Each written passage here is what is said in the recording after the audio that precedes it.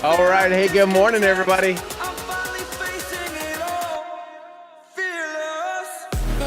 All right. You ready to be a little fearless today? Good morning, everybody. Welcome, YouTube. Welcome, Inner Circle. Those of you who know the rest of the story, you know the rest of the story. Good morning. Welcome. Hey, listen, today we're doing session 10. I believe it's session 10. It is on aligned actions. We're going to get our mind and body in aligned. See, here you may want to write this down. Your thoughts create your emotions, create your actions, create your results. If thoughts, emotions, and actions are out of alignment, you're going to only have one thing. The one thing you will have, if any of it's out of alignment, you will have stress. Period. End of story. Full stop. Write a check. You will have stress. So how do we get rid of stress? When our thoughts and our emotions and our actions are in alignment, we get results we want. And we say things like, you won't believe what happened.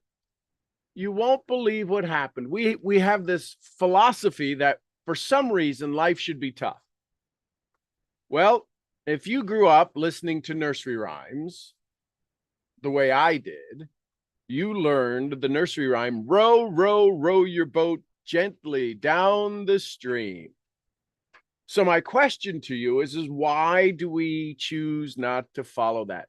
Well, a lot of it has to do with addiction to approval. A lot of it has to do, we lack our definite major purpose, right? Right now, if I were to ask you, what did you wake up for?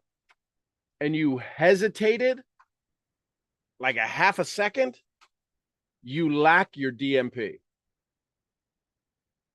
Seriously. And if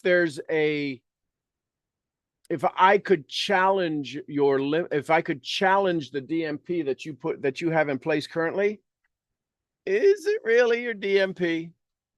Well, what do you mean by challenge? Could I ask you a question about it that would cause doubt in you? Chances are it probably could, which means it's not that you lack doubt, it's you lack clarity. And today it's the aligned actions that are going to help you get there. Does that make sense? Drop a 1 in the chat. If you're ready, say I'm ready. I'm ready. Now, say you're ready. Watch this. Could you say I'm ready with more energy? I'm not saying scream it out loud, jump up and down, go get a banner and a t-shirt says I'm ready, although that wouldn't hurt. But what I'm saying is, could you become more aligned with the idea of you are ready? I want you to really understand this, because if you say I'm ready, you do something in your brain. Part of what I'm talking about, and if you decide to venture into the mastermind program, that information is now up in the school community. And there's 13 or 14 different segments that give you in detail what's going to go on in the course of the next 13 months. If you say I'm ready, what happens in the brain, you put away some of the resistance. You put away some of the self-doubt. You put away some of the conversations that say, I've heard this before. You put away some of the negative self-talk that says, yeah, but you can't do that. That makes sense? So let me grab my notes over here. That's that one. Where are my notes? I think they're over here. Here we go. Hey, what's going on? What? So, for those of you that may have seen my Facebook post, Beamish is stuck in the pile of the stuffing out of the beds. He didn't tear the beds apart. The Paul Harvey rest of the story is the bag that holds the stuffing got all tore up previously, so we just dump all of the stuffing on the floor in the corner by the washing machine. And so anyway, so Beamish is all tucked in there, and Jameson came and wanted to lay down. And Beamish yelled at him going, "This is my bed." Anyway, So that's what the fright was just now. So aligned actions. Aligned actions. Let me get here. The idea that we're going to come to converse about is, how do I best say it? Operating from your future self. How many of you woke up as your $500,000 income earner? Listen carefully. How many of you woke up with your $180,000, $200,000 achievement already done? Or did you wake up today? See, this whole idea from going from emotional resistance, which we talked about yesterday, to creating aligned habits, how hard would it be, let's just say for tomorrow, how hard would it be for tomorrow to wake up as your future self? When might you need to wake up as your future self? When might you need to set that pendulum? That, I think that's a pendulum. Yeah. What's the thing that the metronome? When might you need to set that metronome a ticking? Right? The metronome is a thing that keeps time, and you move that little thing up and down so it can go faster or slower. Probably the night before. How many of you last night said, I'm going to wake up tomorrow morning as my future self? Think about it. You're going to have a lot of mornings, God willing, from our mouth to his ears. You're going to have a lot of mornings to wake up. How do you want to wake up? In what strategy do you want to wake up? Do you have control over strategy? Not necessarily. You can decide, I'm going to do this, but life can show up. Can you control the story? You can sure as heck influence it, but the story doesn't exist till it's over. So it's about state. It's about state and gratitude. How would you write down right now on your paper? Don't have to type it in the chat. How would you write down, I am currently sitting in my future state listening? What would you listen for if you were sitting at your $500,000 income?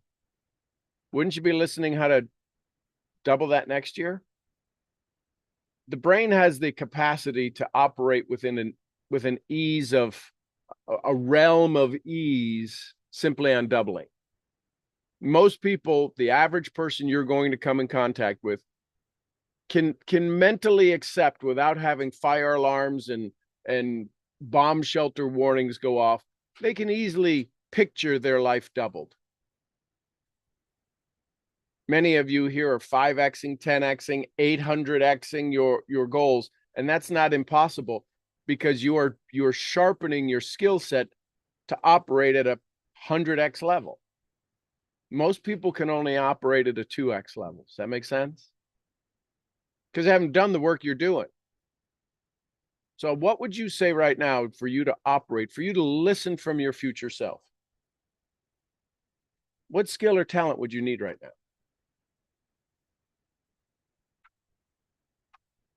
I'd write it down. What skill or talent would you need right now to be listening, to be note-taking, to activate your reticular activating system? What part of the reticular formation system did you just need to download? It's all emotional. So yesterday, emotional resistance, session 9. See, this isn't just about, this mastermind is not about goal setting. Not one bit about goal setting. I will never teach you goal setting. I'll teach you goal achieving. Big difference. Big difference. Right? And it's such a departure from masterminding that there's a guarantee to it. Whatever number you want to pick. Now, the bigger the number, the bigger the responsibility on your part, not on my part. If your system performs and your system works, and the formula you have to get to your number, if that all pans out on paper, right? We can't say, I want to go 100 miles an hour and you're on a pedal bicycle, because there's no place in the world I know where you, for the next 12 months, you're going to be going completely downhill. You are going to hit some hills up. Otherwise, you're going to the center of the earth at 100 miles an hour. And that's probably not what you want to do either. So you've got to show me on your paperwork, in your formula, in your business plan, what it's going to take to get you to your number. And if it makes sense and it's doable and you've got the time and the space, if you got the time and the space, all you need is your brain. And this section right here is going to be one of the most fundamental dialogues you could ever have with yourself. So, some notes, some bullet points. Yesterday we did the emotional resilience, right? Emotional resilience, mental strength. How many of you got distracted yesterday? I'm not asking you to put a note in the chat, but I'm asking you, you've got to be truthful. One of the things you're going to first find out is mental delusion is out the window. Some of you won't like me in the first 60 days.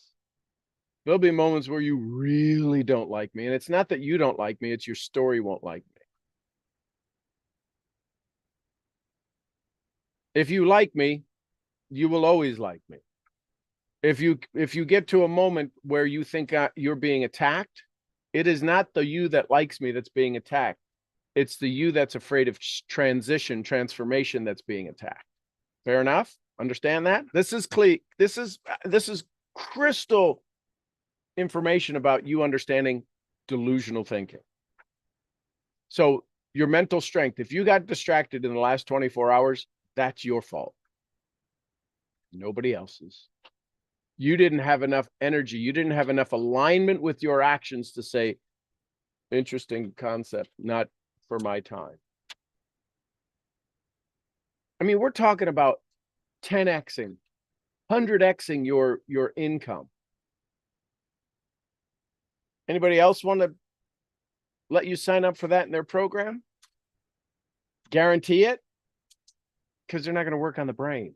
They're going to work on strategy. So you're going to start seeing resistance, right? And when you see the resistance, you have to have resilience, right? Resistance times resilience equals success. Your resistance multiplied by your ability to be resilient in that situation, because your resistance is going to show up. But if you can't bounce back from that, if you can't immediately recognize it as resistance, you're minimizing your resilience. So this isn't about thriving. It's about using every setback. It's not about thriving. Thriving means you live with the setback. Write the word setback on your paper and do the little universal no, the circle with the line through it. Setback, no. And that's a visual that says that's not allowed anymore. You've got to set some new laws, not just some suggestions. You're going to use a setback, right, as the comeback, as the bounce back. You need to become fully aware that a setback is absolutely momentary, something temporary. And then you put in an action that aligns with your daily vision and your universal vision. So, understanding the power of small, consistent actions. Did you wake up at the same time today?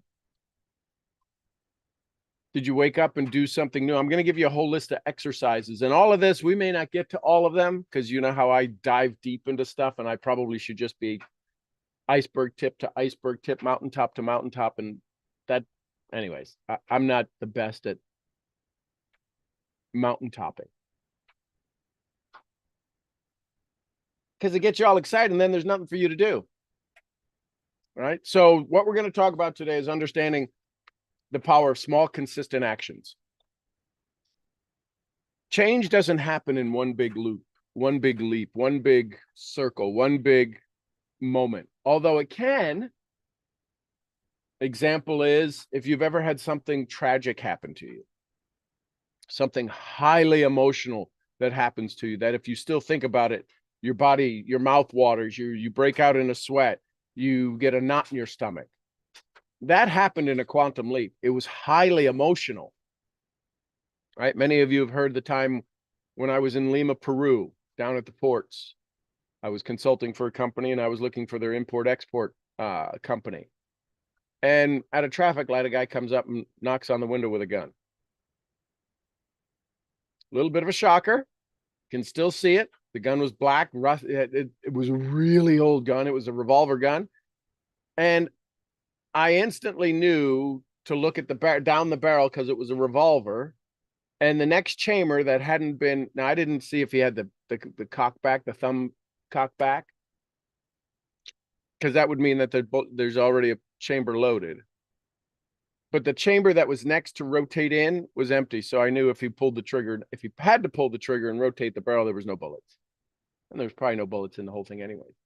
My point is that was a highly emotional moment. And it even got more emotional because we almost died going running the red light through the 6-lane intersection. But you have moments like that. My goal is to have you have moments that are as emotionally charged with your daily actions that will compress time to your goal.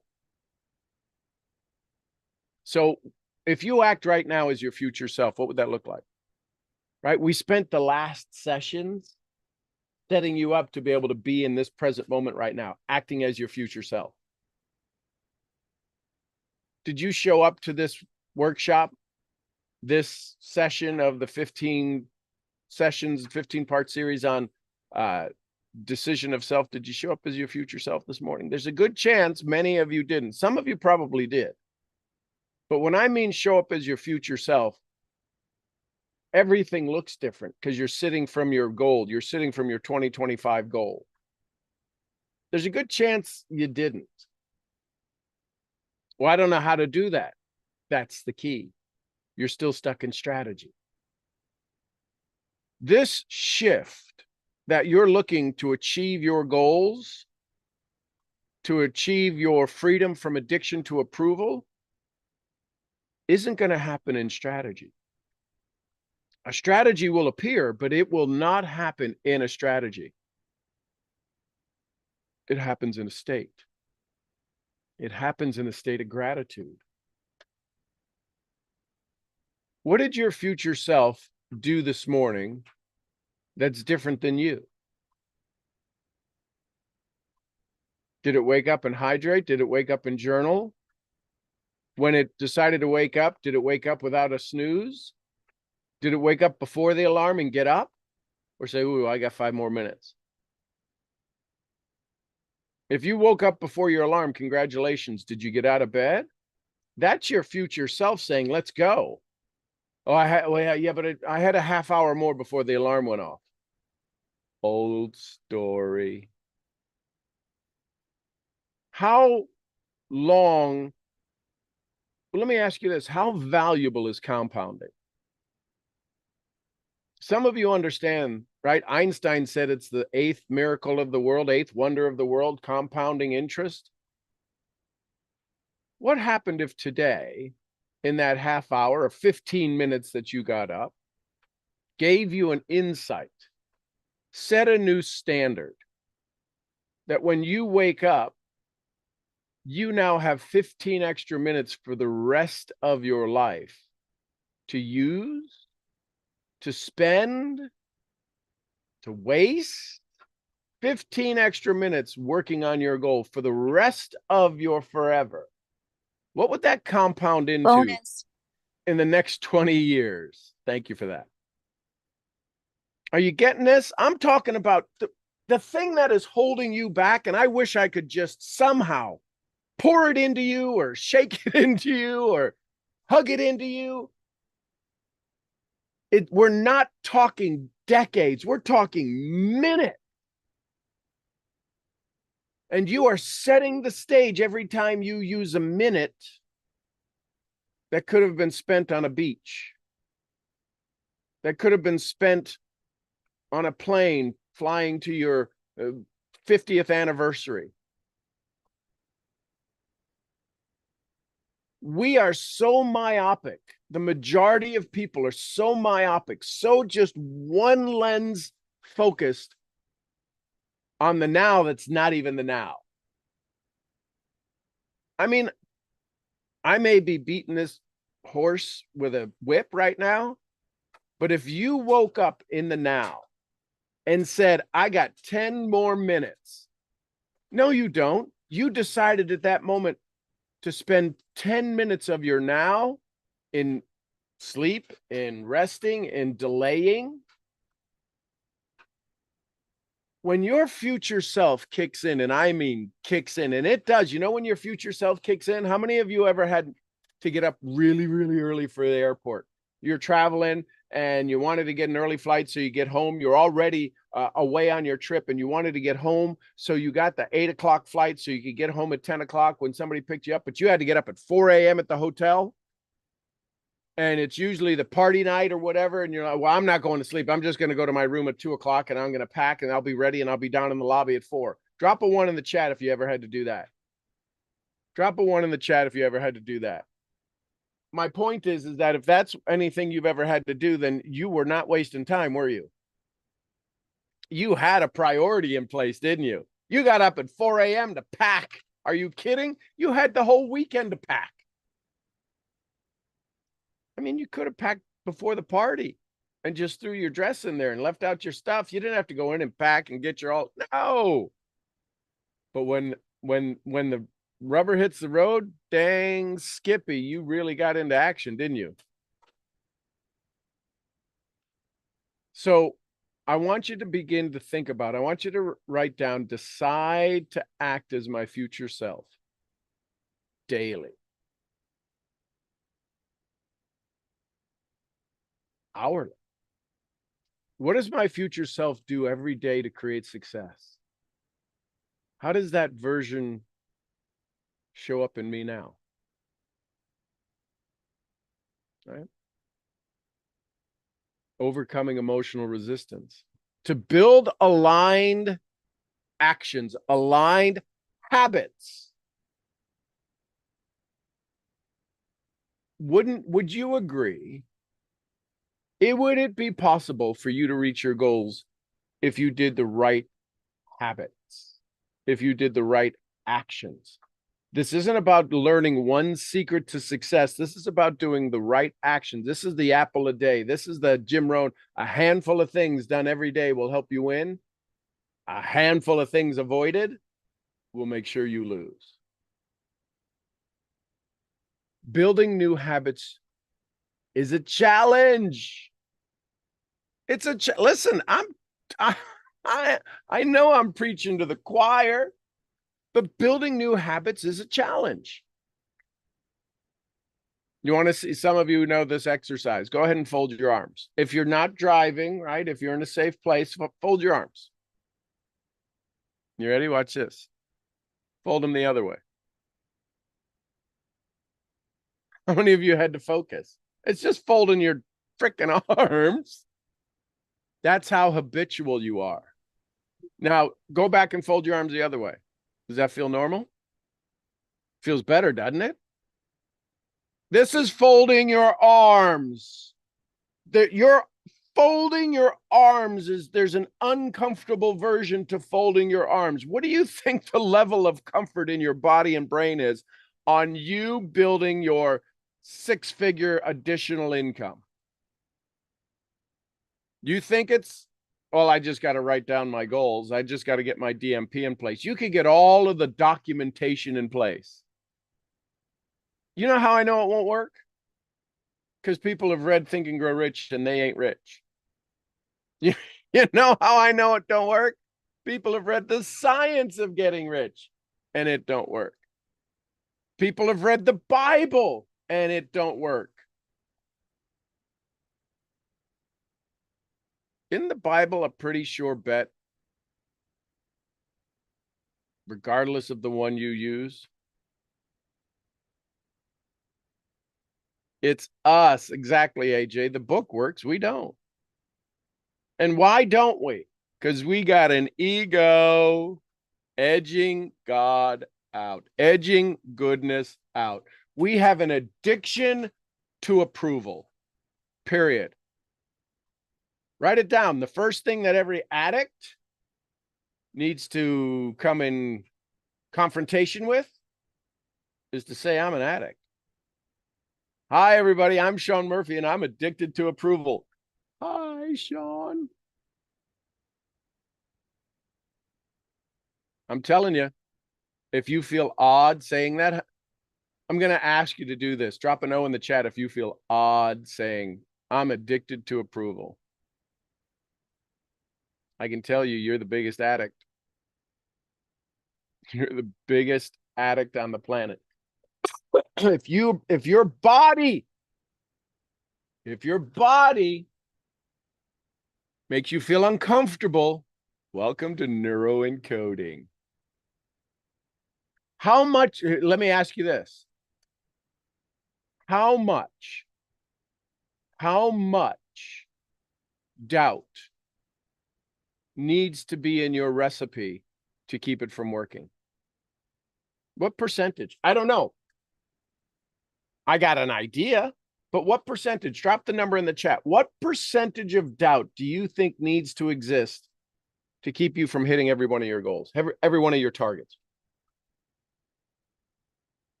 Okay, 1%, 0.1%. Whatever the number is, 0.1. So that whatever the number is, that's the number you've got to pay attention to.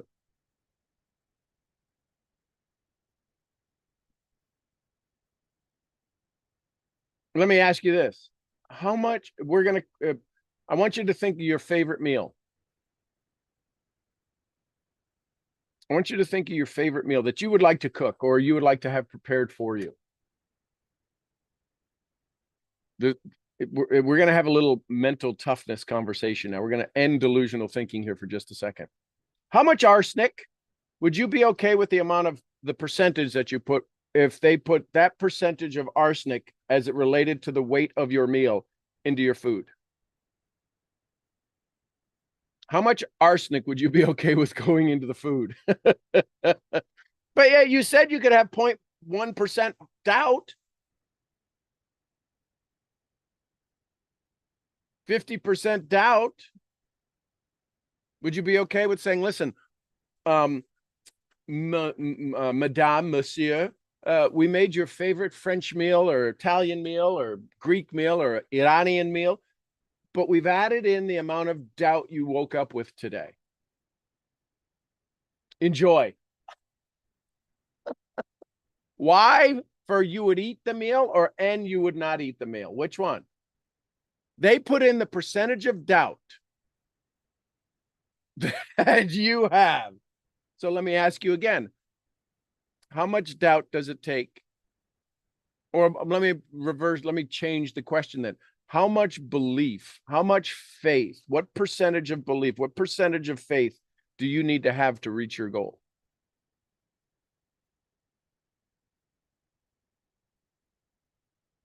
Now ask yourself, what skill or talent do you need to adopt to do that? It's called aligned daily habits. So overcoming emotional resistance. Building new habits will challenge you. Your brain is wired to protect you from what? Discomfort.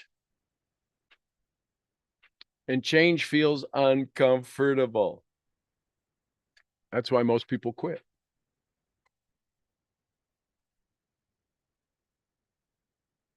Everybody joins the gym, right? Gym memberships are probably starting. They'll start at the beginning of the year. I don't know the number. Maybe some of you do. I've heard some numbers. How long does the average person attend the gym? Those that attend. There's a certain percentage that say they never show up. They're right. They bought it and they pay for months. Feels like the Dickens process. Sorry, Diane.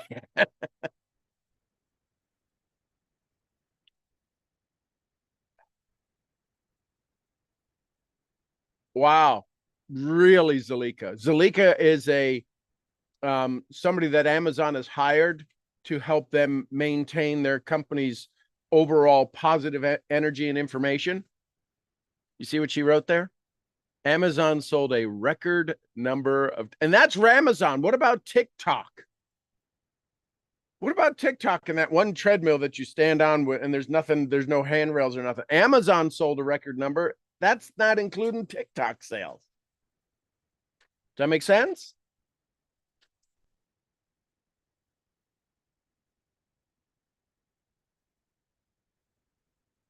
I really want you to pay attention to this. This is human nature right here. A wellness expert, a global wellness expert says about 2.5 weeks. AJ, international expert, said about 2 to 3 weeks.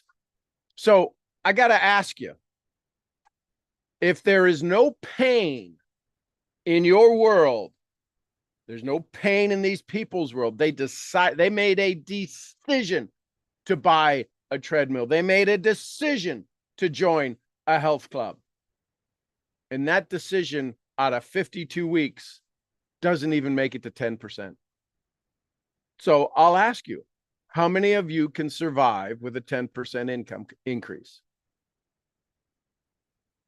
I'm serious. Now, please let me be serious because I'm going to show you something that's going to elaborate in your world. If you took 2024's income and you had a 10% increase, could you still survive? Be honest with yourself. I'm not going to ask you to post it in the chat. You made 50,000. Would you be okay with 55? Not okay. Could you survive on a 10% increase? I'm going to ask you yes or no. Could you survive? I didn't say thrive. I didn't say reach your goals. I didn't say have your dreams come true. I said survive. And this is where we're going to get real clear real quick. So then you have to ask, I see some yeses, I see some nos. If there's a no, ask at what dollar figure could you survive? Then you have to say, is that what I'm shooting for? Because I can promise you a 2x increase, just a 2x increase in your income is going to require magnificent transformation. Here's the difference. To go from 2x to 10x, the amount it took to go from where you are to doubling your income is major. I mean, let's say it's that much. It's a 90% shift in your daily actions. To go from 2x to 10x is maybe another 1%. Almost not, it's not even noticeable to go from 2x to 10x, but to go from where you are to 2x, it's huge. And the brain, most people's brains can comprehend 2x.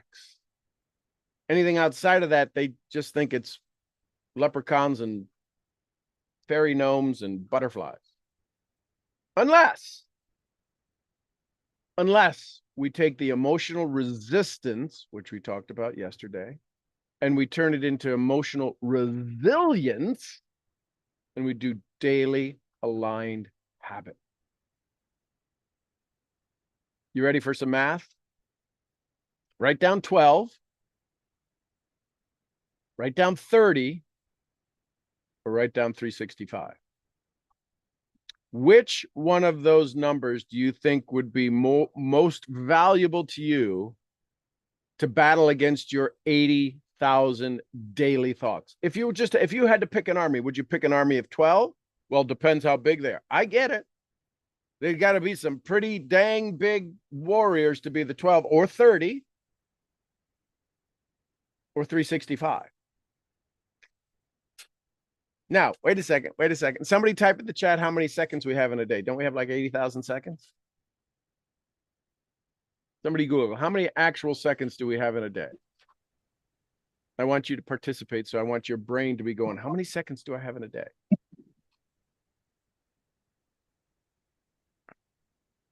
So the question then becomes, if you have that many seconds in a day, what if you had that?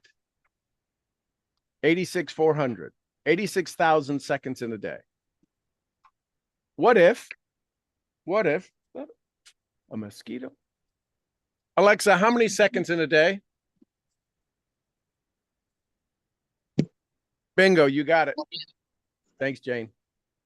Thanks, AJ. Yeah, 86,400. Now, if you were going to go against your 80,000 thoughts, and you were going to have those 80,000 thoughts, the question then becomes, if you had 86,000 seconds and you had 80,000 thoughts, isn't that a good math? So do you want to work on it just daily, or do you want to set up actions and daily actions and habits that will actually transform your capability and capacity to reach your goal sooner than you expected? I'm just giving you the math. Does this make sense? I'm giving you the math. If I can give you the math, I can help you in the transition. So creating success through micro wins. You don't need to overhaul your entire life. Momentum starts small. One tiny habit. Diane's been doing it for a while. First day she did it, she said she almost fell down. She's been drying herself off differently when she gets out of the shower. Drop an S in the chat if you've heard me say that before. You want to begin to change your day? Just dry yourself off differently. Consciously dry yourself off differently. Now, how many of you did it yesterday if you took a shower? Hopefully you did. Maybe you didn't. But if you did it yesterday, drop a Y in the chat. If you did not dry yourself off differently, drop an N in the chat. Let's get real. This is called delusional thinking. We are ending delusional thinking. If you knew it and didn't do it about drying yourself off, what do you think you know about setting your goal? But what are the chances are you will not do it? I can promise you, drying yourself off differently is one of the biggest success secrets that I've ever seen. Got out of bed backwards today. Yeah, we have to, and I can promise you, the challenge with listening to this 15-part series is it is going to be so easy. Listen carefully. It's going to be so easy for you to say this doesn't work. Just this session, this series on decision of self is probably going to be one of the most painful series you'll ever listen to. It's not designed that way, but that's going to be the result if you don't continue.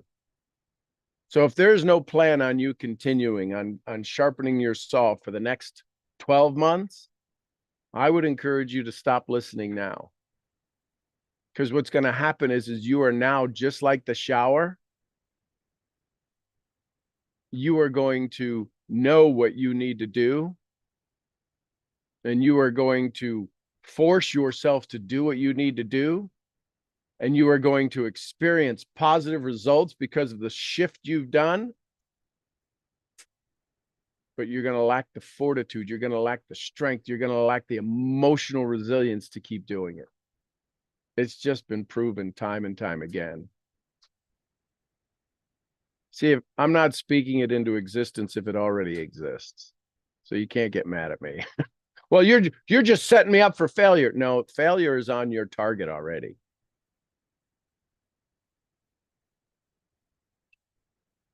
Failure is already, that's already a given. You know what also is a given is your success. It's just you're going to change your habits by 1 degree and wind up on a different coast. See, we think too short term. We think I'm going from LA to, I don't know, Orange County. I don't know if that's the same thing. Or I'm going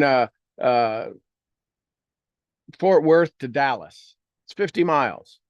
Well, I'm going to adjust 1 degree. Okay, so maybe you wind up in green, I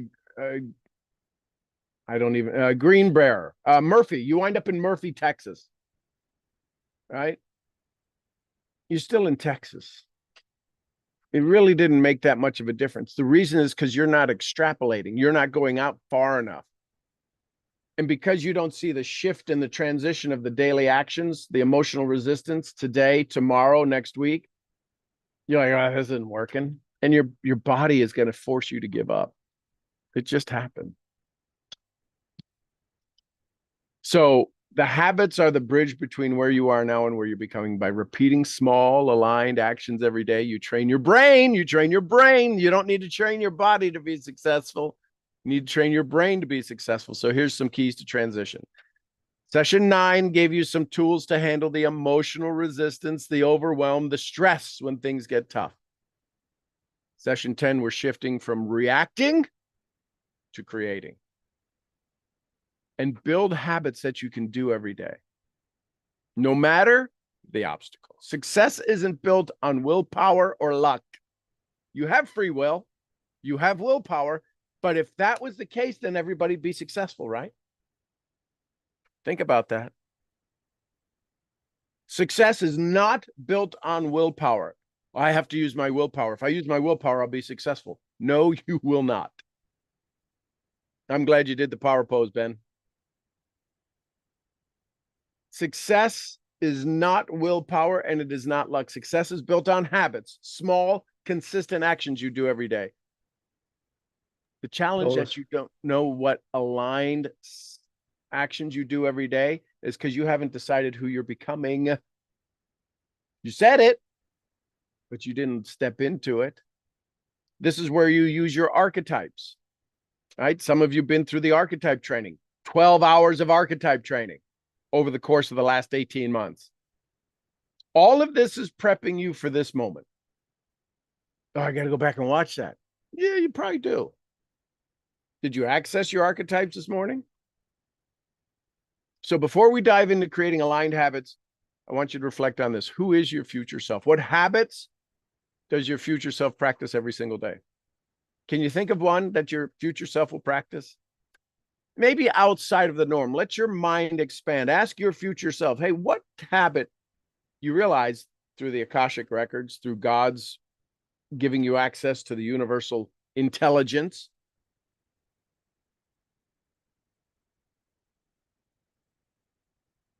You have access to all of the information you need. And your information is different than the information I need. So there's no lack of abundance. I'm not going to think about what you want. We wanted the same thing, if we wanted the exact same thing, your version of it's different than my version of it. It's like twins. They're twins, but there's something different about them, right? How do I know this? Because two parents create kids, and this kid is this way, and this kid is like, I don't even know.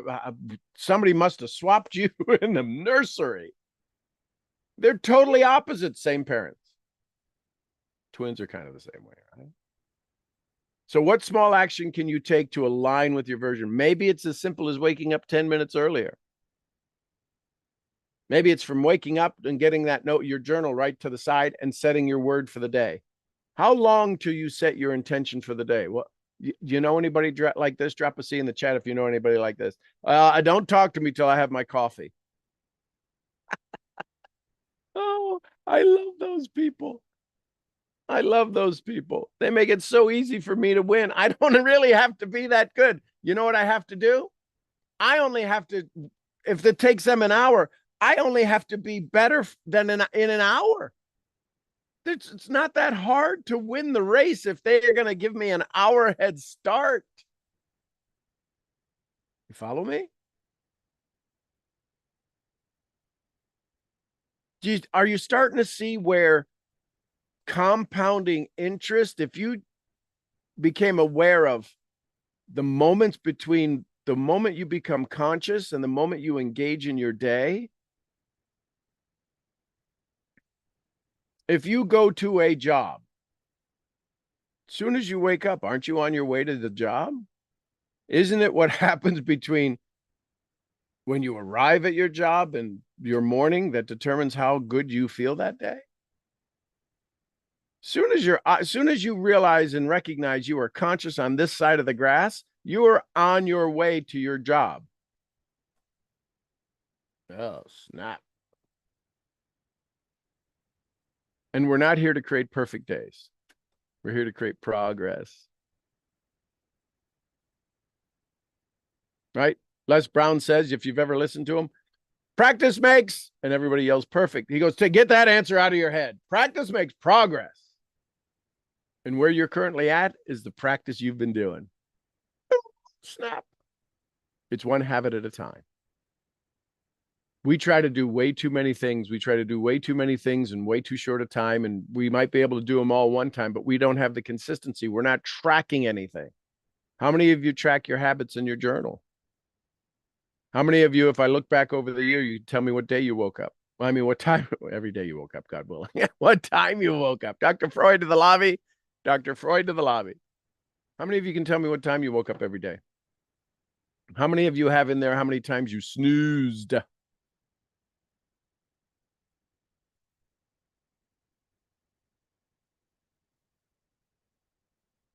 So let me give you an idea what's happening in your brain right now. You've heard AJ say it a couple of times, and some other people say, my brain hurts. It's kind of like pins and needles. When you sit on your right, lay on your arm and you stretch your arm and it gets all the pins and needles, that's blood flow. Pins and needles means you're alive. Isn't that good? Pins and needles mean you're alive and the body's going, all of the capillaries are starting to get their neural expression back and their feeling and their ability to expand, and you're expanding millions of capillaries all at the same time. So Silke, your brain feels confused. Love it. Say, and I love that. See, your old story is telling somebody as brilliant as you. You're an attorney. You're a global entrepreneur. Seriously, having a conversation about goal setting could confuse your brain? The answer is probably yes. Because you have this approach to life and to light and to conversations, and you've been doing this thing on joy, bringing joy to others, asking people about joy, whether you give it, they got it, they want more, you got more to give. So when we talk about accessing daily small habits, your brain is going to find it so easy for you to say, this could kill us. Listen carefully. And I say, when people say, have you lost your mind? I go, thank God it's showing. It's showing. Oh, I wasn't sure if I had lost my mind or not. I want my brain confused. And then all of a sudden it goes, wait, what? Because the reason it's confusing, and if anybody else feels like that, the reason you're getting confused or your body is getting, how many of you feel a little warmer now than when we started? It's neuroencoding. Your body is going into a defense mechanism. It can literally go into shock. Your hands start sweating. Your mouth gets a little dry.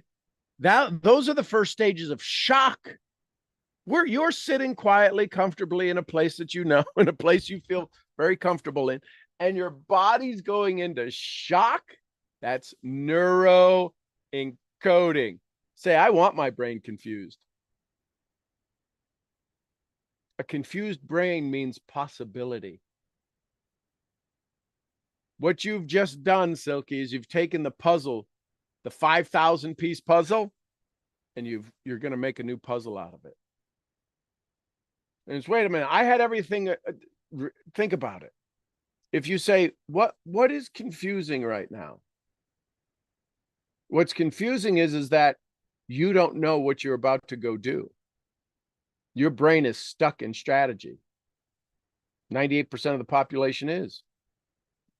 Well, I think I'm a little bit more successful than 90. I didn't say you weren't more successful. I just said you're stuck in the same patterns. You just have a higher elevation of your stuckness. The reason your brain gets confused is because we're shifting the strategy. And your brain doesn't like a shift in strategy. The reason is because it doesn't have anything to fall back on. What's your new story with your confused brain? What's your new state? What's the new possibility of the state you're in, the energy and the frequency? Wow. I love that my brain is confused because now I, the one who wants the goal, the higher self, I get to reorganize it. We never seem to finish our statements of lack. We don't have the injection. We don't have the cure for our own lack. We just say, I'm sick. Okay, so what? What's the rest of that statement? I choose now to be healthy. My brain is confused. Awesome. So I get to organize it perfectly. We're not told that we can go fix ourselves. Thank God the body does some pretty amazing things, right, Heather? Thank God the body takes care of itself in a way we don't have to worry about it. Does that make sense? Thank God the body heals itself. Could you imagine if you just cut yourself yesterday? I don't know if I cut myself yesterday or not. I thought I did on the fence.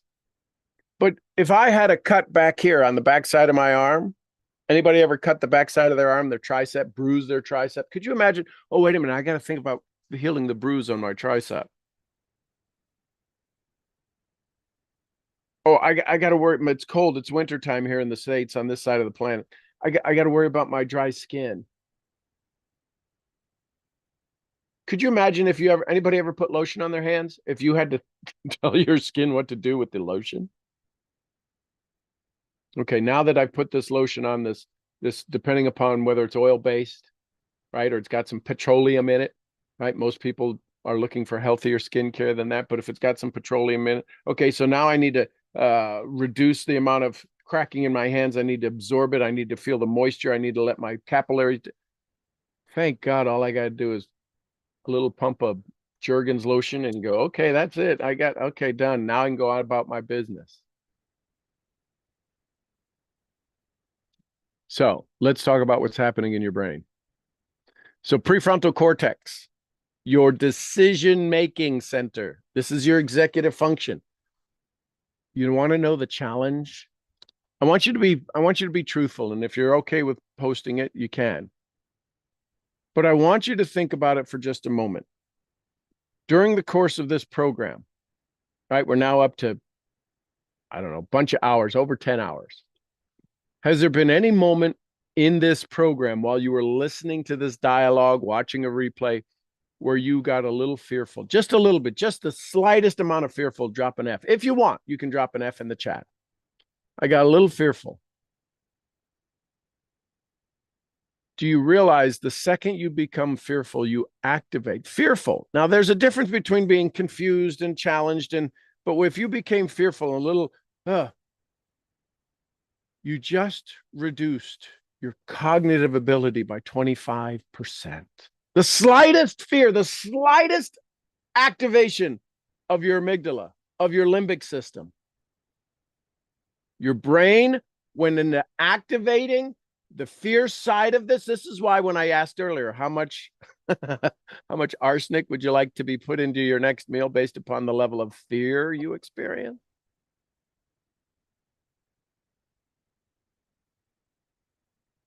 That kind of settles in differently, doesn't it? What if it was based upon the amount of faith you had? That you would have the healthiest meal possible. No arsenic.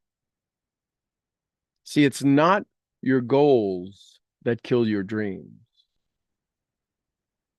It's your nightmares that kill your dreams.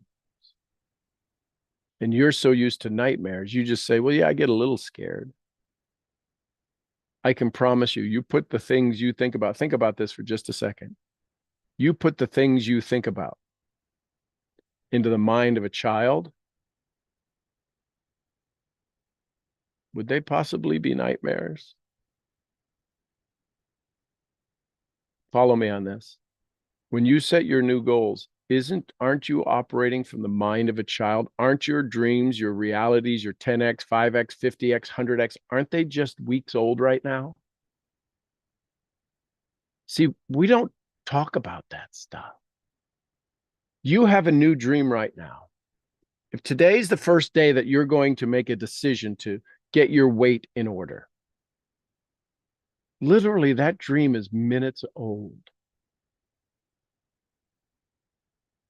And if those dreams are just minutes old, days old, weeks old, and you run some of your fear thoughts through that child's mind, through that dream's mind, that dream's awareness, don't dreams have their own level of awareness? They do, because they change your body. See, this is all brain talk. Maybe somebody talks about it. I hope there's probably millions of people that talk about it. I just haven't run into them. I haven't seen anybody in all of my searches. I've seen people talk about the brain. I've seen people talk about goal setting. I've seen people talk about emotions.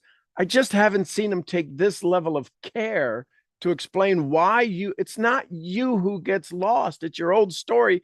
Just says, hey, listen, by the way, cool dream. Let me show you some of my nightmares. And at a subconscious level, it plays a series of videos about why you've never been able to succeed before. And what do you think happens to the dream?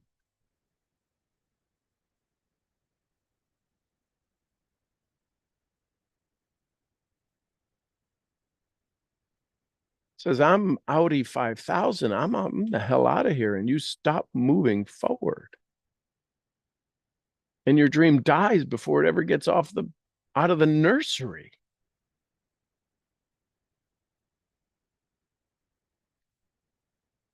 Just making sense? Drop an S in the chat. If you got a question, raise your hand.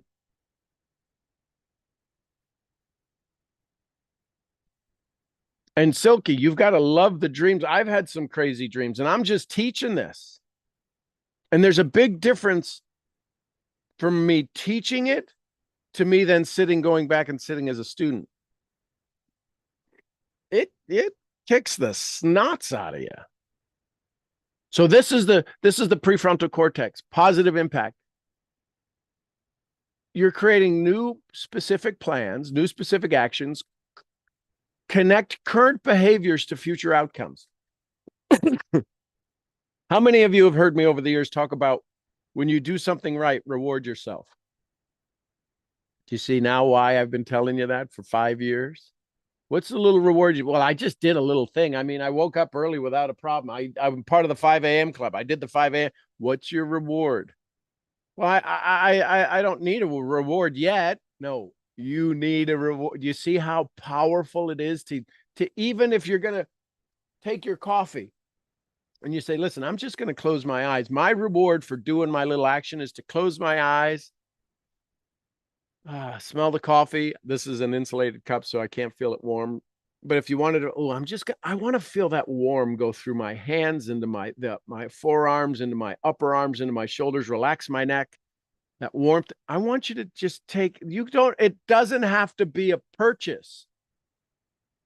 Listen carefully. It does not have to be a purchase reward. Yet it will pay you for 1,000 years.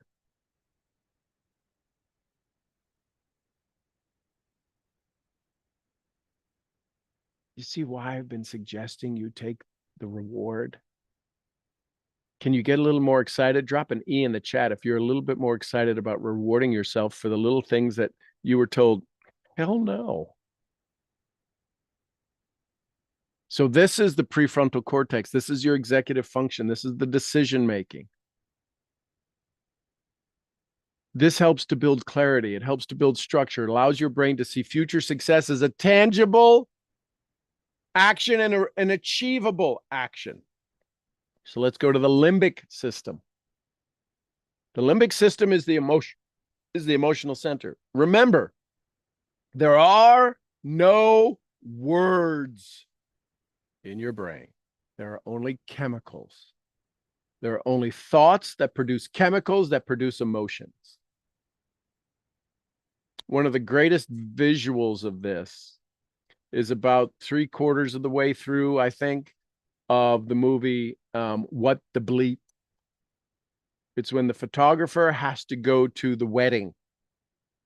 And when they're at the wedding, they're taking pictures and she's looking at the camera and she sees these little chemicals.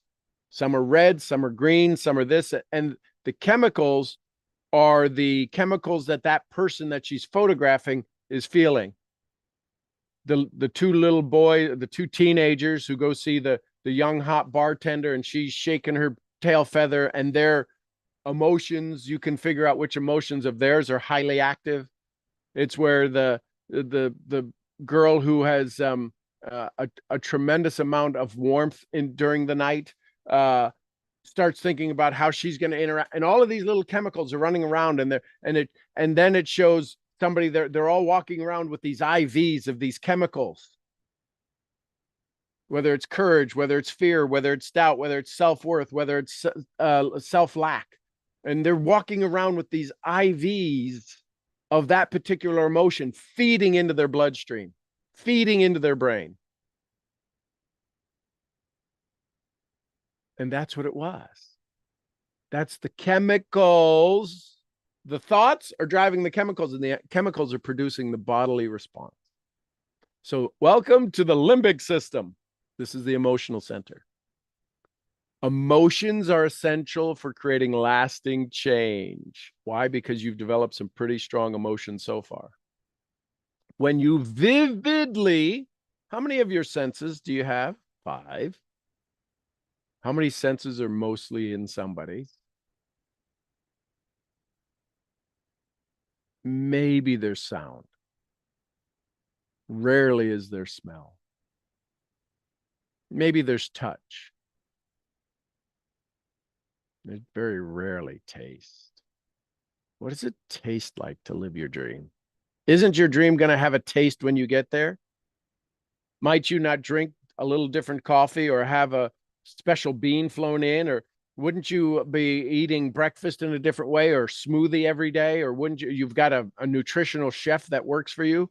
Wouldn't they be preparing something with, I put a little bit of Florentine, and I don't know, I put a little bit of basil in the eggs this morning, a little bit of Italian seasoning on the bread, put a little bit of fresh garlic in it. Isn't there a taste to your future level of success?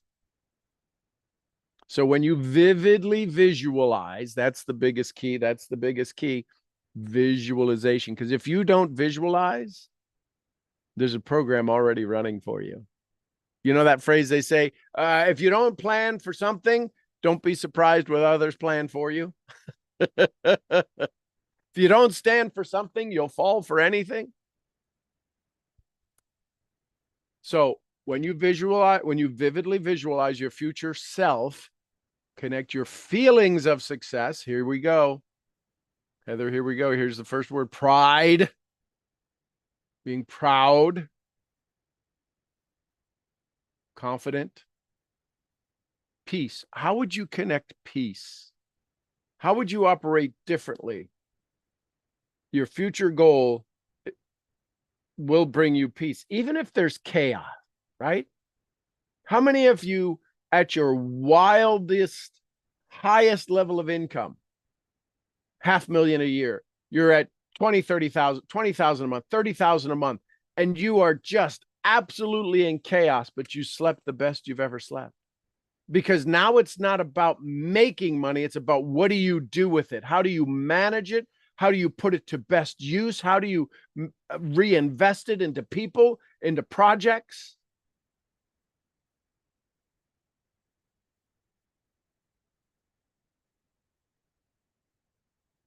I'll throw it out as an idea. What if you could pay for everybody to be mentored? Have one of their mentors be me. Listen, I'm going to pay for this. You're going to go through this. And listen, you will get kicked out if you don't do the actions, but I'm going to pay for it. What if you could leverage that? Let me go do what I'm good at, and let you go do what you're good at. Part of your goal should not be to become the mentor. Unless you're creating a coaching program, a training program, your job is to teach people wealth, to teach people health. If you're attempting to mentor them, Why are you attempting to mentor them? You just learned it. You got 1 year's experience. Stop trying to get good at what you're not good at. Ouch. Just go get great at what you love doing. Let somebody else do it. That makes sense? We've all heard about it from Super Saturdays. Listen, if you're cutting your lawn and it's $50 to cut your lawn, you just wasted, right? If you want to make $250 an hour, you just cut yourself. Decide what you're going to get good at. So the limbic system, it's about your feelings, right? The emotional connection to reinforce your desire. Again, this is all going to be up in the school this here after the call, probably. The emotional connection reinforces your desire to act in alignment with that vision. How many of you, when you've ever worked on your weight and you got into your bikini? How's that going, by the way, Heather? You know that how good it feels to walk around in your bikini because you've been in a bikini before. I've never been in a bikini, so I literally I want to be serious about this. I've never been in a bikini. I don't have any desire to be able to walk around in a bikini. I do have a desire to walk around with my shirt off.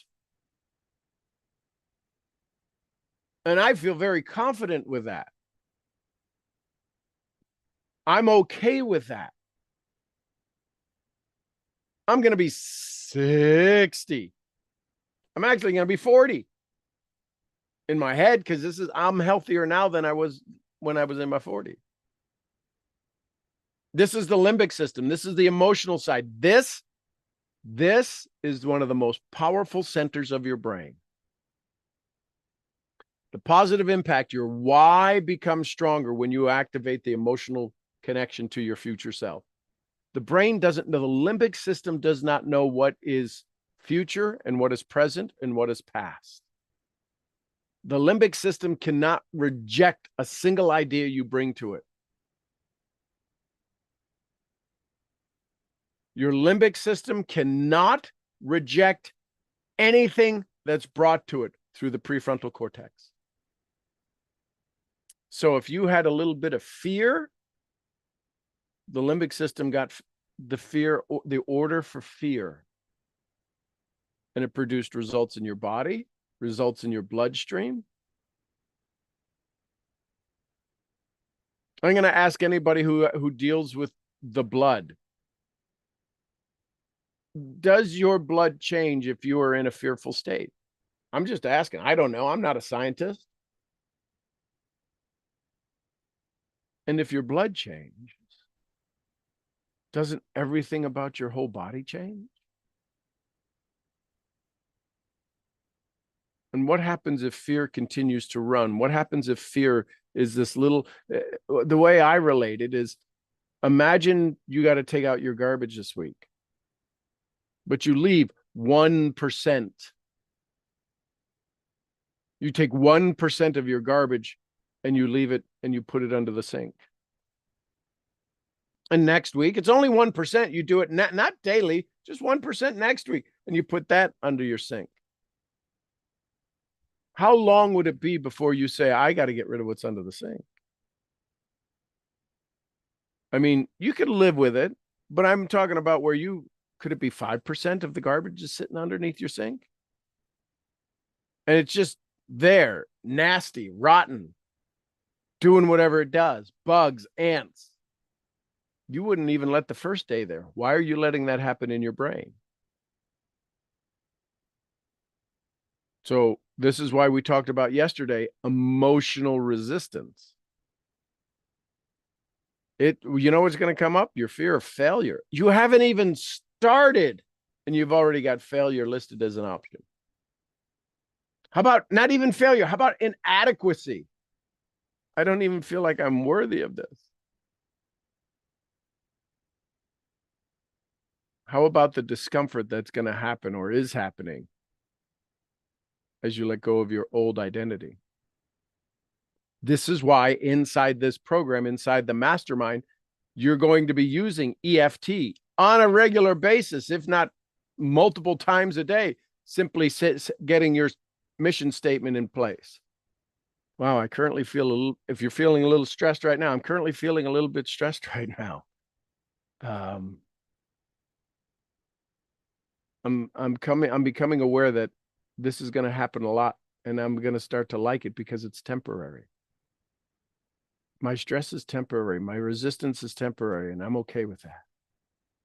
And I'm glad that I have this ability to use my EFT to make this a better moment right now. Any of you do that? Any of you feel better? Drop an FB in the chat. Facebook, feel better. If you feel better just simply from doing that. Do you see what's happened? Do you see how this works? This isn't about you repeating affirmations that don't work. This isn't you about visualizing yourself into a place that you don't even believe you're supposed to be there. We have to set the foundation. We have to chippy away everything that's not you. And that's what the technology through the Nest program, the Brain Talk program, the EFT program, the self-talk program, the addiction to approval program, the mental toughness program.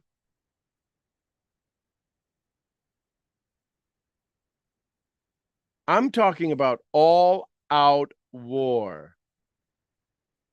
And you are going to need some bunker busters, things that go deep into your system to explode that root, right?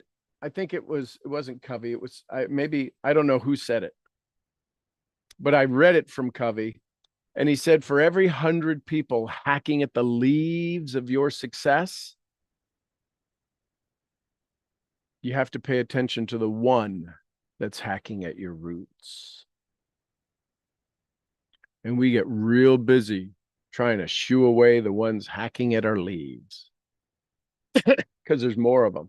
There's just all you really need to pay attention to the one who's hacking at the roots of your success. So now we've talked about the prefrontal cortex, we've talked about the limbic system, now talk about rewiring pathways. The brain's ability to form new connection called, you're right, neuroplasticity, allows you to program your future self as a new identity. Repeated, emotionally connected visualization combined with small aligned actions strengthen your neural pathways. Here's the positive impact. Each time you act as your future self, those behaviors become encoded into your subconscious. They start to overwrite, not add new programming, because here's the challenge. We need to overwrite the old. How many of you have ever downloaded something and you went to go put it in the file and the little red thing came up and says, this already exists. Keep it, make a duplicate, or overwrite. Right? Y'all know this? And sometimes because you're not sure, you're like, I'm not sure. And you keep a duplicate. But how many of us are wanting to overwrite our old pattern programming of success, but we're creating a whole new pattern that's not overwriting the old pattern? The old pattern's still running there. And if you could imagine the grooves on a record player and the old metal needle that used to go on the grooves. Is there a difference between a record that's newly played, the depths of the grooves, versus one that's been played for decades? Is it possible that the one from the decades has deeper roots, deeper grooves, and it's easier for the record player, the needle, to follow it so it plays that song more often? So now what we do is we come and we overwrite it. The grooves on the overwrite, unless they get wildly emotionally wired in, the grooves on the overwrite can get wiped out. They need to go deep. They need to go deeper than the grooves that are already there. That makes sense? This is what neuroplasticity is. So we need to watch out for the patterns. The old patterns may resist change. Shocking, Sean. The brain prefers the known over the unknown. So write down on your paper, known, K-N-O-W, unknown. Where does your goal currently lie? Does it lie in the known or lie in the unknown? Does it 100% lie in the unknown? Yeah. Because it's not about doing certain things. It's about doing them in a certain way. And the certain way to get you to your goal is in the unknown. Oh, there's going to be a lot of things like sleeping in your bed and waking up and drinking water, but doing it in a certain way is different. It's in the unknown for you. Which brings us to the reticular activating system. This is the filter, the RAS. Now we're not talking about the RFA, the reticular formation activation. We're talking about the reticular activating. It means you've already programmed it. The RAS is the filter that your brain uses to prioritize what you focus on. As you realize, your brain has something known as intentional blindness to your goal. Let me ask you, does your goal exist in the space around you right now? You need to become very clear on understanding this. Does your goal exist in somewhere in time and space pretty darn close to you? Maybe as close as your skin. It's right there. Your goal is right there. The reason you can't see it is because you are intentionally blinded to it. Intentionally blinded to it. Until such time you visualize, you emotionalize, you reduce the amount of intellectualization, intellectualizing. Big words for me. They are. Your visualization is what's going to bring it closer, bring you into vibration with it. So your brain starts to looking for evidence of your progress, which is why you have to keep a journal. If you are not going to journal on a daily basis, save yourself some pain and suffering and just stop now and say, this is my life. Get very comfortable with this is my life. I'm okay with incremental improvement. I may or may not keep pace with the cost of living, but I'm okay with average. I'm okay with where I'm at because where I'm going to is way above average. And so my incremental growth will be average because I'm going to choose to not journal. What if you, how often would you miss journaling if they added arsenic to your meal every time you missed a journal?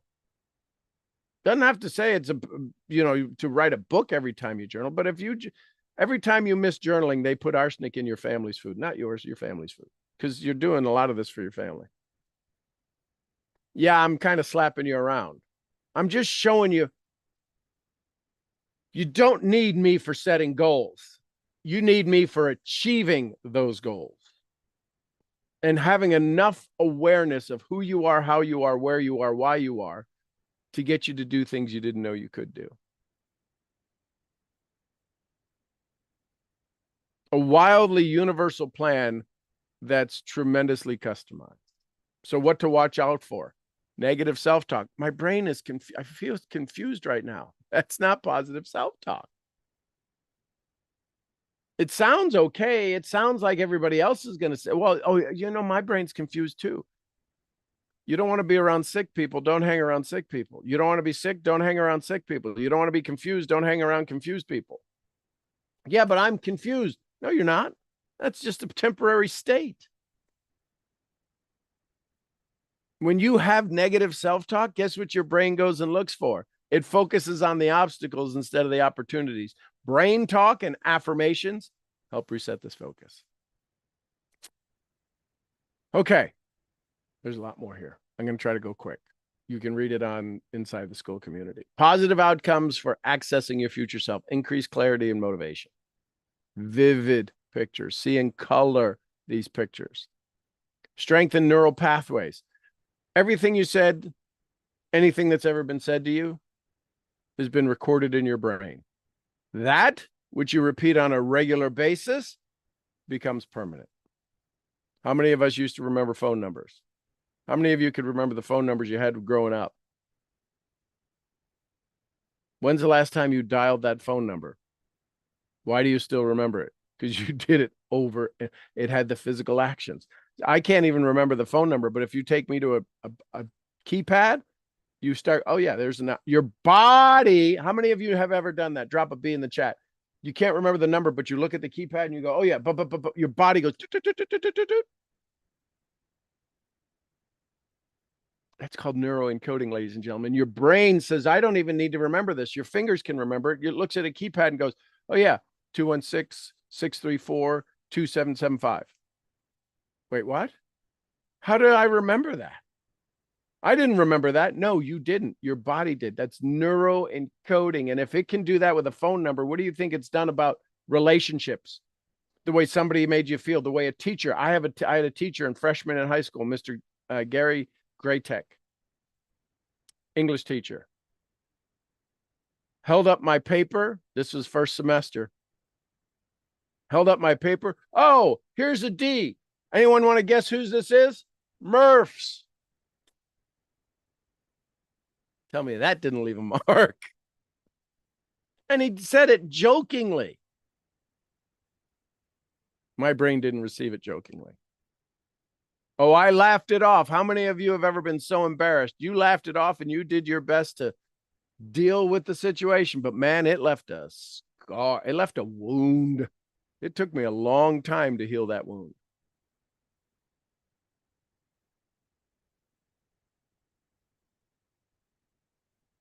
I'm not teaching you stuff from theory, ladies and gentlemen. I'm walking you through. This is for me. So strengthen neural pathways, visualization paired with actions trains your brain to make success automatic. This accelerates the process of becoming your future self. Reinforcement of identity. Every time you act as your future self, you reinforce it based upon where you currently are at. Just do the math on your paper. Do FS, future self, and old OS, old self, right? The operating system. And write down how old they are. Right now, today, how old are they? Is your future self 10 years old, 10 minutes old, 10 hours old? Write it down. How old is your future self? And then write down how old is your old self, your operating system. Do you think the old self might have some conniving ways, some pretty slick ways to steal the future self away and say, oh, I didn't really do that? How many of you kind of lied when you beat up on your brother or sister about it, or you took away their toy, right? You're good at this. So what to watch for? Here's the potential blocks.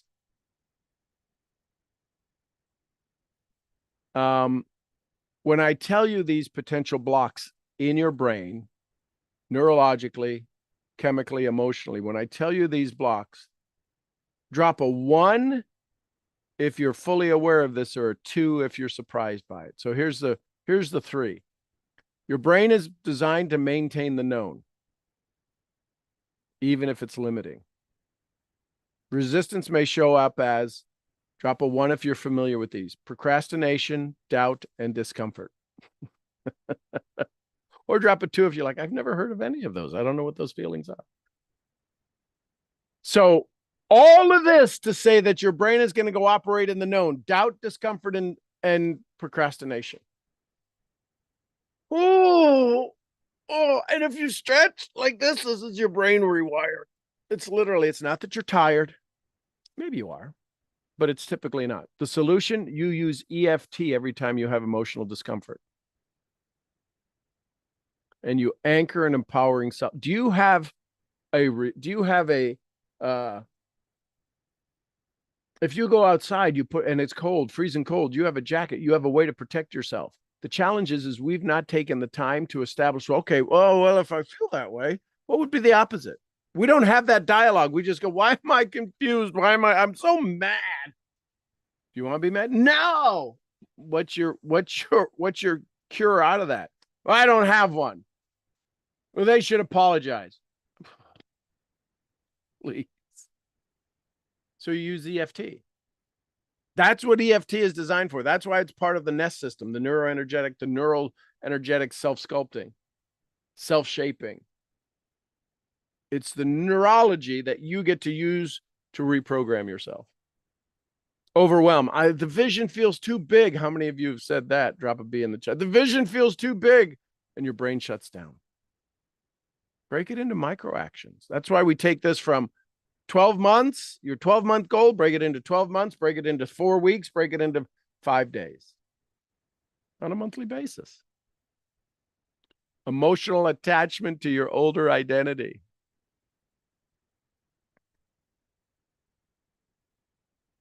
There used to be a perfume, and it's still out there, but it was from the 80s that my first girlfriend wore. And I can tell you every time I smelled that, whether I was walking through the mall or somewhere, and we had since broken up, it triggered some pretty powerful emotions. So we have an emotional attachment to our old identity. Letting go of who we were can feel like a loss. So reframe this growth. Remember yesterday, reframe the growth, reframe the story. So Silky, you have the image of a confused brain. What's the new frame? This is awesome. I haven't had a brain like this before. I haven't had a brain like this in a long time. My new frame, that means I have potential now. I have opportunity to shift where I'm going. Confused brain means possibility. See how we reframe it?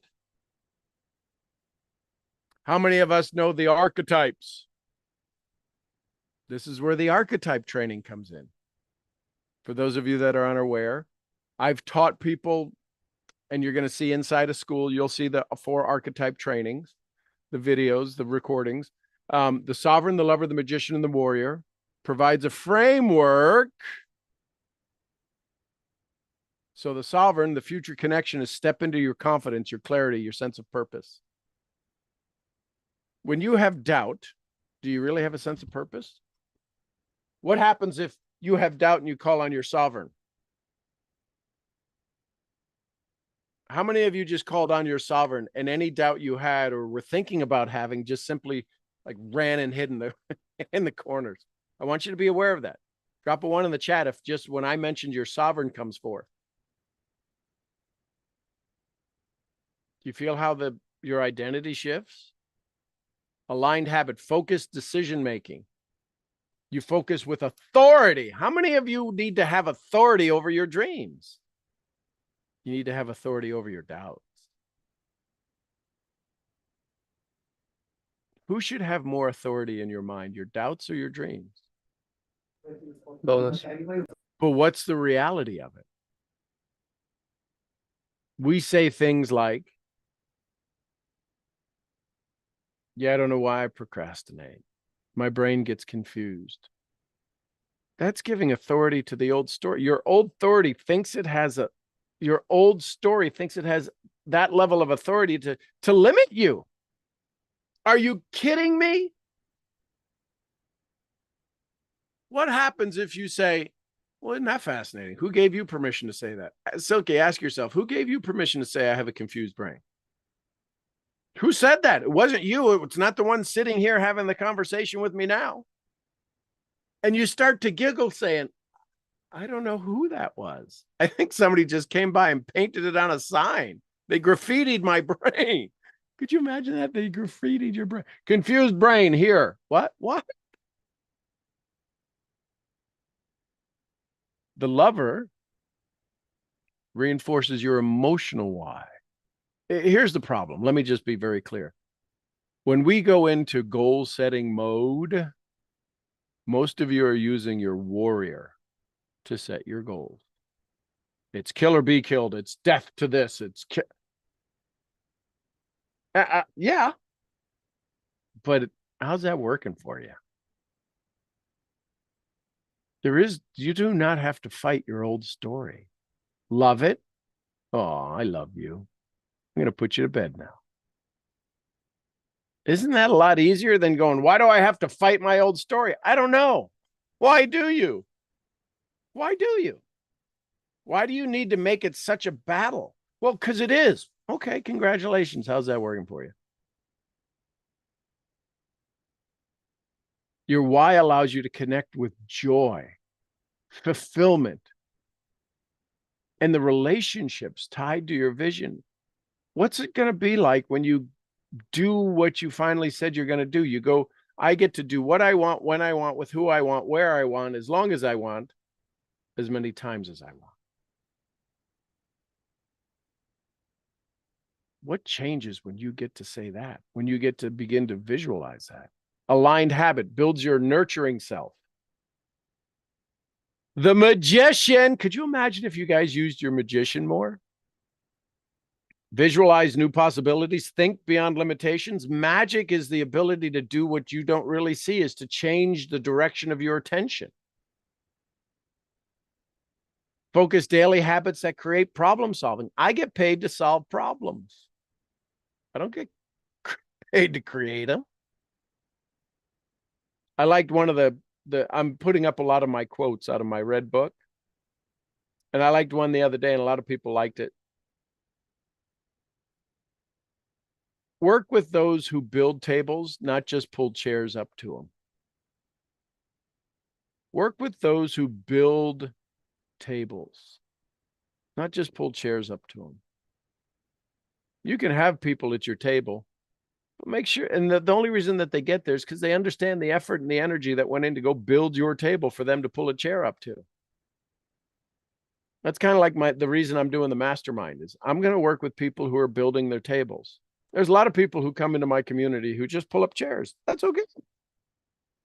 You just won't be able to sit at that table, right? Kyle Wilson says, your goal, most people's goal is to want to get a seat at the table. Jim Rohn said, become valuable to valuable people. That's how you get a seat at the table. There's people who I am the best kept secret in their life. And that's perfectly fine.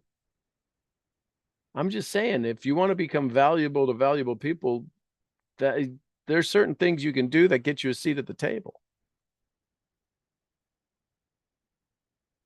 Think about that in your world. Who's doing things to get a seat at your table? Are they building their own table? Are you helping them craft their table?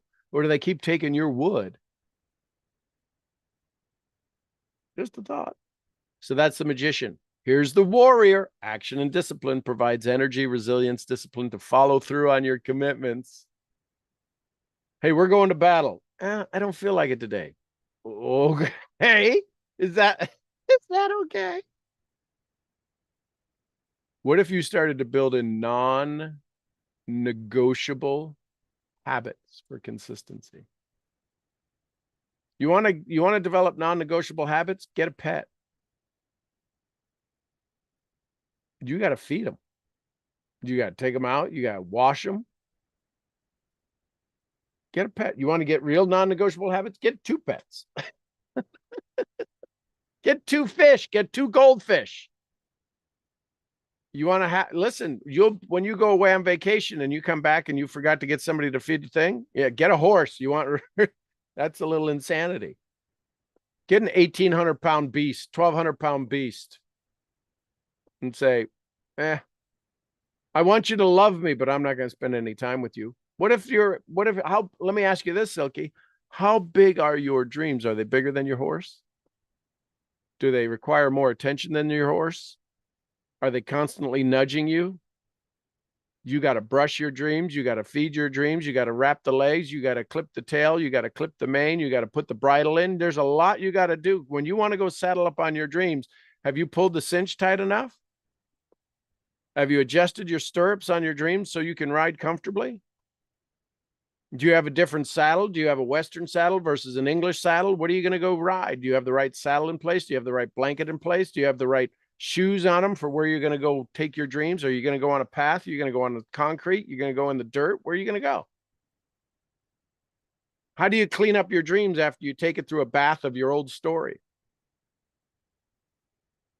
There's a lot more to your dreams than there is to keeping a horse.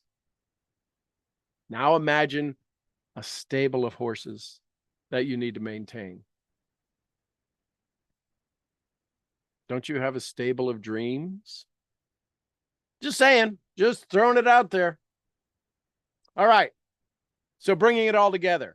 In session 10, we're creating centering habits. We're creating habits that to help you create your identity. Here's what you need to remember to step into. Why is there an alarm going on? Begin taking small daily actions as if you're already that person.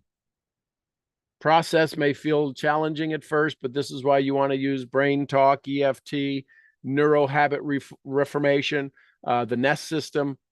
Your future self already exists. Your habits, actions, and mindset are the bridge to becoming that person. Step into it one action at a time.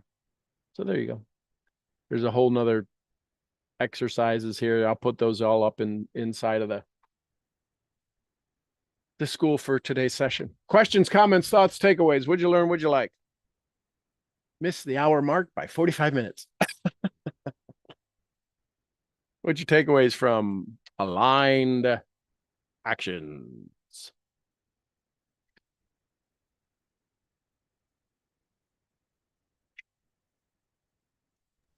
Good morning, Sean. Good morning, Diane. It was a lot today, but at the first, when you started, oh my gosh, I got that whole body pain. The reaction to that Dickens process, it was like, oh no. And so it just reinforced for me, okay, you gotta get on the bandwagon here. And I like the way you just brought it all together with the limbic system, the neuroplasticity, all those things, and the brain talk. And how our emotional attachment is so much attached to our whole identity, um, and the ways to let go of that. So I thank you for that. And it's interesting. I went yesterday. I was out and I went to deliver some cards, and I took it to my friend's place. And her husband opens the door. He goes, "Oh, she's in the room there." And I went, "Oh, okay."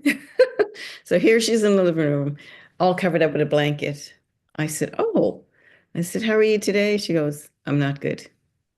And she was so down and out and depressed. And she had had a heart event.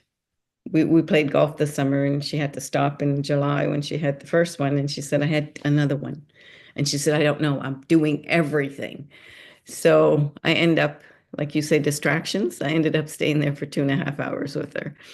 And, she was laughing at the end and stuff, but it brought out all the things you taught me on changing the way you look at things and getting her to get out of that slump. And it was interesting because I got to do some teaching, and I got to do some, taught her about some nutrition and about just how the heart works and the different things that was happening. So indirectly, I was doing some of the things I wanted to do, but it wasn't the way I thought I'd be doing it. And I left her in a better space, and for her to look at some stuff to see if, I really feel she needs to do some supplements and things like that just to feed her body, because of this, she's not eating well and she's getting dizzy and things like that. So it all brought this together for me today, because when you first started saying, did you do the plans for yesterday? And I didn't do it in the way that I had planned to do it, Mm-hmm. but I did it indirectly too. So, Well, so here's the thing. So this is for everybody. When somebody's going to take your time, they have to pay for it. mhm. And what I mean by that is a lot of times it won't be monetarily, it'll be energetically. So if I'm going to meet somebody like that, I'm okay with you the 2.5 hours. I know what we're about to buy though at the end of it. So I might say something, hey, listen, is it, how committed are you to staying in this kind of energy? Mhm. On a scale of 1 to 10, where are you at now? I'm a 2. Where would you want to be? Can we have a conversation that gets us to that? I'm always trying to set a destination point for my time that I'm going to spend with you. Mhm. Now, there's times where it's goof off time and the destination is to laugh and have fun. But if I'm going to go give of my energy, give of my time, this is where I learned that phrase. You're looking for a reason to get better or an excuse not to. Yeah. Oh, she wants to get better. And Okay. we talked about our grandchildren, and I said, well, that's a good reason. And she goes, no, she said, yes, it is. But my reason is I want to get better so I can go do all these things I want to do. And I said, there it is. So You part just, of your check-in, if you've met her yesterday, is say, hey, listen, what can I do to help you get your energy back to start working on those things? How long do you think it should be till you start working on those things we talked about yesterday? yeah, she's going to start today. Okay, good. And we talked about visualization. We talked about journaling because she's never journaled. Okay. So I'm going to So check. you get to follow up, and you don't have to teach anymore until she asks for it. Mhm. Did you journal today? No, I didn't. Well, I'd encourage you to keep your promises. Let me know how that goes. If I can help, ask. Mhm. I think she'll do it because at the end of it, she said, I feel so much better. And she was laughing and she said, and I said, see, there was a reason I had to come here today. I had her card and I said, it's funny. And she goes, yeah, she says, I'm so glad you came. So send her a note saying, hey, listen, I got to brag on you today. I just got to brag on a friend who made me feel really good yesterday. So thanks for letting me feel better again today. And the challenge is with most people, they don't think when they're in their negative state that they have a positive impact. Yeah. Because that is a complex possibility that I'm my negative state, but this goes back to Brene Brown. Your vulnerability gives us courage. So just let her know that you got to feel really good about our conversation yesterday. That made me feel really good. So thank you for that. And she's gonna be, what? How the hell did that happen? Because most people, again, don't think they have a positive impact when they're in their negative state. Yeah.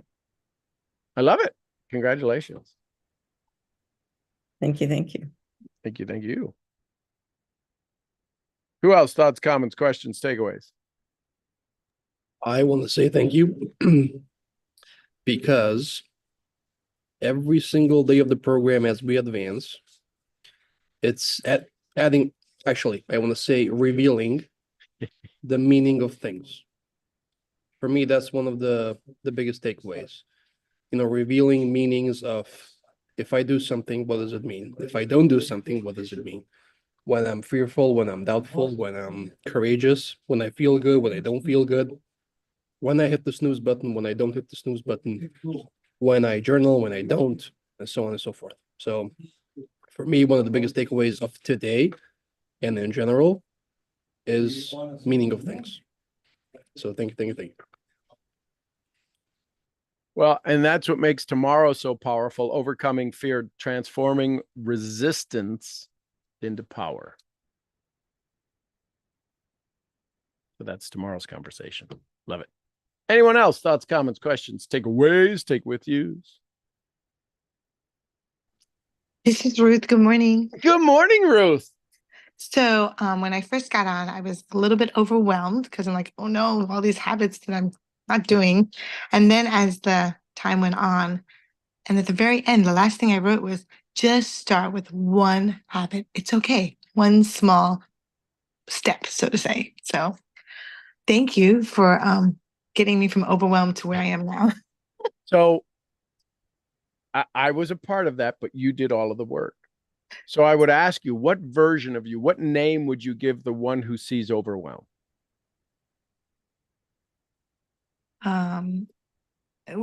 What version of myself that sees the overwhelm? Because that version is a standalone version because now you're not in overwhelm and you still have you even have more content available to you. So there was a version of you that pops up when you see a whole bunch of things that you think you got to consume and eat and do and paint and color and nail and now you're a different version of you now. So I want you to identify what would you name, what would you be, the emotion, the feeling, the name? Give it a name, like a dog, right? So Tony Robbins says, when you get a dog, what do? You own it, you call it, you give it a name. What would be the name you would give that overwhelmed version of you? I would call it Max. So ask Max why he's okay with having sat down. And why Max is calmer? Is that what you mean? Yeah. Why did Max move off of center stage? Because now they're Because yeah, because I realized that that doesn't serve me or anybody else that I'm worried about. okay, but you did. Why did Max sit down? Because Max has been in your, even though you knew that this was, I don't even know why I'm getting so frustrated about this. I just got to do one. Max was still the center of attention. Max has sat down. Max Because was either told to sit down or sat down or gave up the stage, gave up the overwhelm. Yeah. Why? Because, well, I feel that I wouldn't allow him to take over because that's not what I want. So do you hear what happened? I hope you all paid attention to the way the words came out of her brain. Did you all hear this? Pay attention. Drop a 1 if you heard what I'm about to say. She said, I think, well, I feel. Did y'all hear that? Drop a 1 in the chat if you heard that. I think, I feel. When you get into thinking, Ruth, it's a freaking whirlwind. It is a tornado, epic level 5, EF5. It is a tornado of massive destruction. It is. Yet, as soon as you feel, it turns into a slow breeze on the edge of an ocean. Same wind, just you control it now. There is nothing different from the beginning of the call to now, other than the fact that you stopped the storm. And the reason that you stopped the storm is because you have a bigger vision. You are the mountain and not the wind. You were this leaf that was being blown around by the wind until you realized you stepped into your goals. A part of your foundation said, this is crazy. Max, what are you doing here? And Ruth stood up and said, you know, Max, I love you. And I'm glad you cleared off all of the fall leaves out of the yard. But I'm going back to my breeze now. And you became the mountain. You became unaffected by the storm. And you did that, Ruth. I'm a good guy, but you still did that. You did that work to tell Max, go pound salt. I love you. There had to be an acceptance. Ask Max, did he feel loved when he got sat down? When he decided to leave on his own, or she, or it could be Maxine, but Max left, and it wasn't a threat to Max. That's what I'm hearing. Max said, oh, okay, she's got this. I was just here I don't really ever really need to show up again. I'm here. I'm not leaving the auditorium because I'm Max. I'm part of who she is. But Ruth can run the show. She knows how to deal with confusion. She has grandbabies. So that's a huge shift, because I was thinking this whole time throughout these 2 hours that thank God I'm on the phone. Thank God I have the wisdom from Sean that he's teaching me this. Not once did I think it's because I was able to absorb it and change it and shift it on my own. So that's really interesting. Well, and this is why I love when you ask 1,001 questions, because that's your way of being able to defend why something works or does not work. Whether I don't think I have all the information. Ruth, you're a Reiki teacher. How much information do you really need? You're an energetic master. How much data do you really need to heal somebody? I could lie my ass off and tell you I got this, and you're like, your energy's not telling me that. And you just let me go along and go, okay, is it okay if I still heal? If we work on a healing process? Yes, great. Because all of that was just confusion and distraction. There's not a single part of any of that that's what's wrong with you today. And you go about healing them. Sometimes it's easier if they're not in the room to heal, Oh, for sure. It happens a right? lot. I'm much So- better when they're not with me. So imagine if anytime something starts to show up and Max starts to show up, hey Max, you can go outside and play. Oh, Mm. can I? Max doesn't even want to be the storm. Did y'all hear that? That was about 3 chapters of a book. Yes, Mm. I am a brilliant guide. You are even a more brilliant student because you hear all of this and somewhat refuse to take the credit. It's why I remind you. It's why I remind all of you. I didn't do anything. Words do not teach. For the last 2 hours, I didn't do anything other than activate possibilities in you that you chose to act on. That's it. I'm a human potentialist. I offer you a level of potential you may or may not have been exposed to before, and you decide to consume it or use it or do something with it. Thank you, thank you, thank you. You're welcome. Mm. I want you to so own that because it'll change everything. You have so much power, Ruth. And the reason people say, I mean, she's just a good student is because you're a dang good power generator. I just pick up things real easy. No, you had them already. You just have given yourself permission to use it. Do you ever hear people say, they just seem to pick up this stuff easily? They didn't pick up nothing. They're just activating what they already have. It's like the healing in somebody's body. Everybody's got healing activated, turned on, ready to go. They just got to flip the switch and allow healing. Called the placebo effect. There's also a nocebo effect. Feel like Austin Powers. No, how about no? There's a placebo effect and there's a nocebo effect. You choose you were a nocebo at the beginning of the call and you turned into your placebo. You made the switch. I didn't, because here's what I did. There was no point in today's call, just to cement this in a little better, where I went, oh, Ruth has now got it. I never said it. I didn't feel it. I feel a lot of things during these calls, but that's not one of them where I felt confusion. When I heard you speak, I went, ooh, we have to dive deeper into this because we now identified as Max. You didn't force Max to leave. Max left and allowed you to be. He did. This was Michelangelo. I chip away everything, not Ruth. I chipped away Max. I didn't help you get better. I helped you chip away Max. And Maxie now sitting on the floor. He's sitting in a chair over there. Hey, Maxie, you going to sit over there, be a good boy, be a good girl? Max is like, yeah, I got recognized. I don't know how you recognized Max, but Max sat down. Because there was no resistance. I was this and now I'm this. That's not resistant. So, had a girl. Thank you. You're welcome. Anyone else? Thoughts, comments, questions, takeaways? Sean, good morning. Good morning, my love. I love what you said, that little nugget you said at the end there, transforming resistance into power. And yesterday's call was, wow. It was, I missed it during the morning because I slept in, but it took me all day to get through it because I really felt like emotional resistance for a lot of the questions, but I wanted to answer a lot of the questions. I got like 5 pages of notes from yesterday.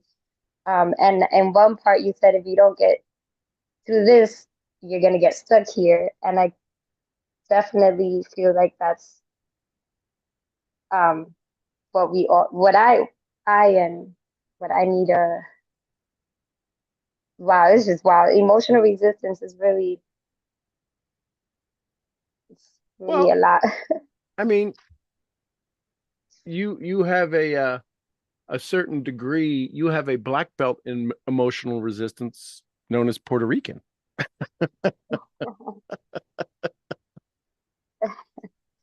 And I love it. It's just a reality. Puerto Ricans are highly emotional.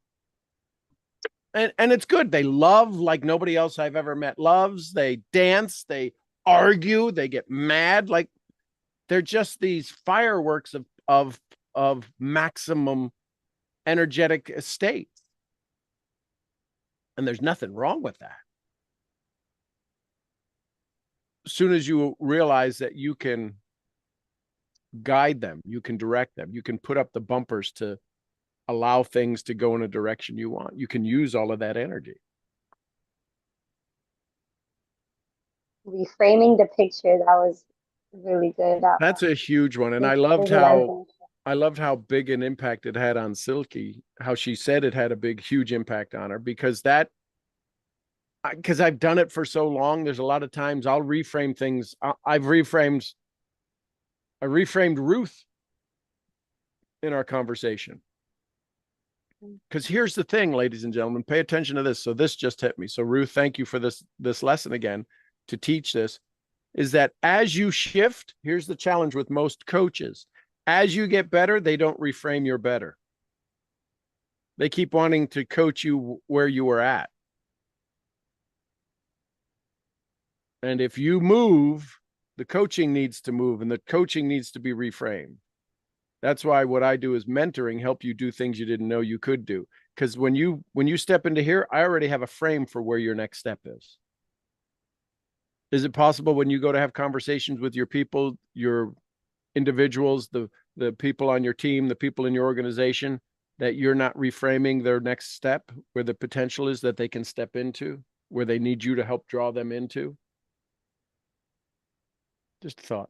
So Shami, if you reframe who Shami is, what's the new frame around this beautiful soul who's sexy, hot, brilliant, smart, a mom, an entrepreneur? What's the new frame around this identity called Shami?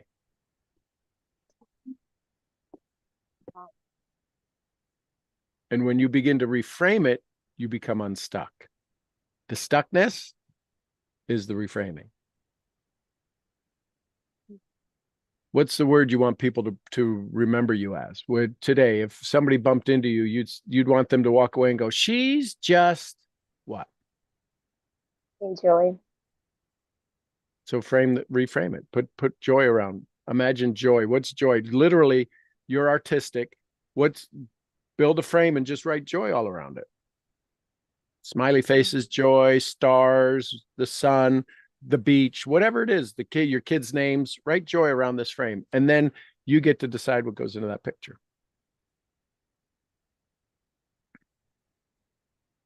Are you drawing a frame? Well, not yet. I'll do it later. No, do it now.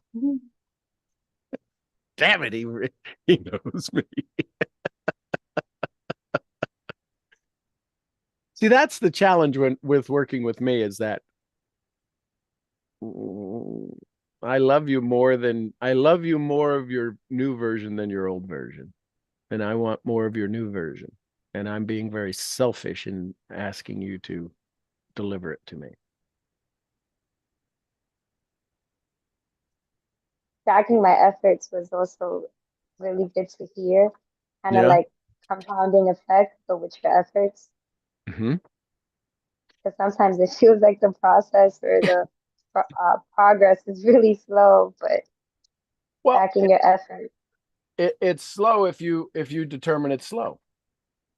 What would fast look like? The only reason it can't get faster is because you need to set up a visualization of it. Mm-hmm.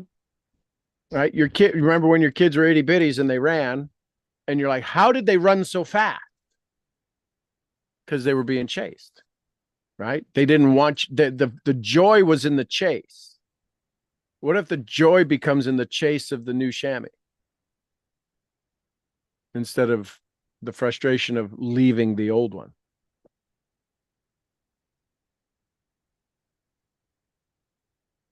And I would encourage you to do the physiology of shaking your body. I think most Puerto Ricans, I think it's a requirement that you know how to dance. So I know I learned it when I lived there for 7 years, 8 years. So put some music on and dance and get your energy up. Dance a little encuadrado in the square or salsa merengue. Just do a little bit of movement. Let your body move, because you are a very expressive creature, my love. And your body needs to move to create some vibration around you, because it can get real stale real quick. And then you get down on yourself. Your favorite song comes on, you are up and you are moving, and you're like, oh yeah, do that as you start to create your new identity. Do it from that state of energy, music, love, passion, excitement. Because to say, well, okay, I'm gonna think of myself as rich now. Yeah, not so much. Yeah, the physiology was, I did the triangle yesterday with the physiology. That's a big one too. And I think you said that the emotion is in the physiology or something like that. Physiology, focus, language, and meaning. Right? So physiology, what are you focusing on? Are you focusing on the problem or the solution? Right? Most people are the cause, not the cure. So what is the cure for your current state? And you can think of a cure a lot easier when your body is moving. When somebody is sick, and if they move less, do we think they're getting better or sicker? I know sicker isn't a word. But if you know somebody who's come out of the hospital and they need to exercise, and like, I don't want to exercise, I'm too tired. Are they going to get better? Or are they going to get worse? They're going to move. Your body is designed to move. So right now we're healthy, but our dreams are poor. Our dreams are sick and they need movement. They need light. They need life. So put on a music, dance a little bit, and then ask, who is Shamil? Who are you stepping into? What version as a mom? What version as an entrepreneur? What version as a friend? What version as a sister? What version as a neighbor? What version as a daughter? What version as a figure, or your 5 areas? What version as your body? What version as your mind, your finances, your society, and your family? What's your version in those there? What are the best versions of you? And then you get to work on 1 or 2 of those a day. The others get influenced, but it's literally about getting excited. Put a smile on your face. Yes. There you go. Put a bigger smile on your face. Look at that smile. How many of you would just love to bottle that smile up? Oh my God. I love you. I missed you. Thank you. Love you guys. Who else? Thoughts, comments, questions, takeaways? Big stuff today. I can promise you they're not going to get any easier. They're just not. Where we got to go in the next 5 sessions, 4 sessions, 5 sessions, 4 sessions, 5. And we're going to have another recap in there. So it's going to be like 6 more sessions. Right? It's the good news is it's exciting. The great news is, as excited as you are now, it's going to 10x. I promise you. With what you get to chip away, throw away, clean out, there's so much amazing possibility inside of you. It's just, it's unlimited, right? Potential. You have limitless potential. And what if we just upped your actions?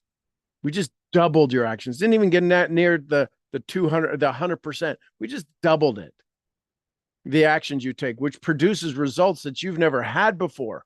All we need to do is produce some results you've never had, do some actions you've never done that'll produce results that'll change your beliefs, and your beliefs allow you to access more of your potential and better actions. It's not about doing 1,000 actions. It's about doing the one action that creates 1,000% return. Period. It's not, I got to get so busy. No, you got to stop doing busy. You got to get productive. Bonus. That was intense. Can you tell me more about that? That was a bonus I had never heard before. And maybe are you exercising? That could be it. No, I'm just putting my shoes on. Okay. So I heard physiology in that. Whether you got, okay. So good.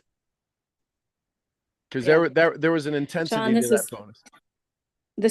this whole today has been beyond. It's just been beyond. And I thank you for that You are so welcome for that. very, very much.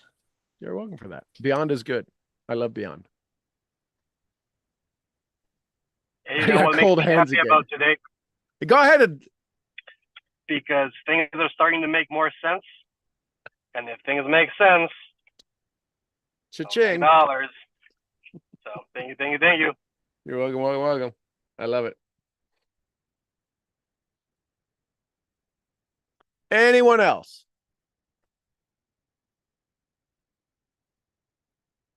I get to go make scalloped potatoes for Michelle. She gets to take them. Seamus. She gets to take them to the garden club today. So I get to go in and help her. Yeah. I just want to say congratulations to everybody. They're still here. It's like we're in round 10 of the championship boxing. Yeah, like, so in my journal today, I found myself, there were things that I had on my list yesterday, but in my journal, it was a focus on congratulating myself on making the steps of improvement and taking those actions, as opposed to focusing on the things that I didn't get done. Right. It was just, so boom. So now it's just acknowledging where I could have been better and going forward. And I think, what I'm hearing from everybody else left on the call is like, you guys are taking steps, be proud of that. Congratulate yourself, JM3 yourself for those, you know what I mean? And just acknowledge where you don't dwell on it, but acknowledge where it should be better and just keep moving forward. I mean, what we're getting, the opportunity we have to be guided to reveal ourselves, our future selves to ourselves is pretty astronomical. So congratulations. Thank you, Ben, for that. Think about it, ladies and gentlemen. How scary is your future self? I mean, seriously, is it supposed to be scary, or is your old story telling you it's scary? Your future self is not, there is no uncomfortable in who you are arriving at. The uncomfortable is in the journey to it, right? In the Bible, it says on the way to. The confusion is on the way to. It's not to where you want to go. When you know where you want to go, I can promise you, if you've ever been on vacation and you had to take somebody to the hospital, you found out real quick where the hospital was, even though you've never been there. You make a wrong turn, you're like, well, I guess you're going to die. No, I guess you're going to have a broken arm. No. You will adjust, recalibrate, and you'll get clearer. You'll ask for directions without hesitation. That's the big part, is asking for the help. And that's what the mastermind is for. It's ask for the help. And then guess what you get to teach? Others how to ask for the help. Because you're going to need some people on your journey. I think so. Maybe, maybe not. Anyone else? Thank you, Ben. Anyone else? Thoughts, comments, takeaways, take with yous? Okay. So first I was confused. And as you kept going and kept talking, I suddenly got so tired. I could barely stay awake. I love it. And I mean, now I don't feel so confused anymore, and I feel much better. But it was just so strange how tired I got. Now I'm not anymore, and I didn't take a nap, but I almost fell asleep. So it was just really strange. I mean, it was just so intense. So again, your brain, for those of you that aren't aware of this, consumes 20% of your body's resources on an average day. So you take in 100% of something, 20% of it goes right to the brain. Biggest part is hydration. So your brain was consuming neural networks.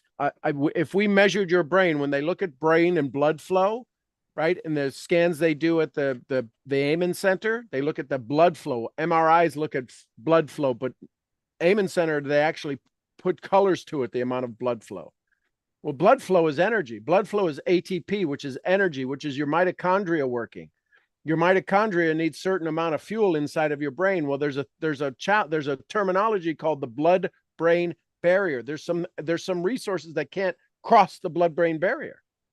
So therefore, your brain is consuming all of this fuel, all of this gas, all of this energy, and the body can't give it as much as it needs. And we literally become tired when there's no reason for us to be tired. It's because we haven't been able to feed and fuel our brain. Then what happened is that you switched the way your brain was operating from a resistance to a persistence to a performance. And in the performance, you are a good performer, Silky.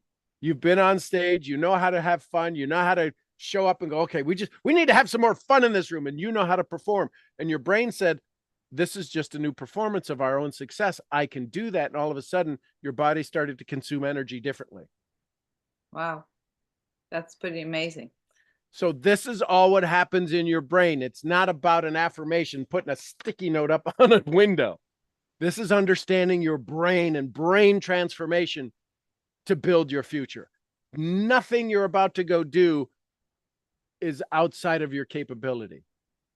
It's only outside of your capacity inside your brain. And so what we do is we rewire, we revamp, we re-energize, we refocus, we chip away the things that aren't us, because your brain is only using 2% to interpret your world. Wow. 2% to everything in your life, Silky, everything in my life. We've all had wild lives. It's only 2% of our brain's power.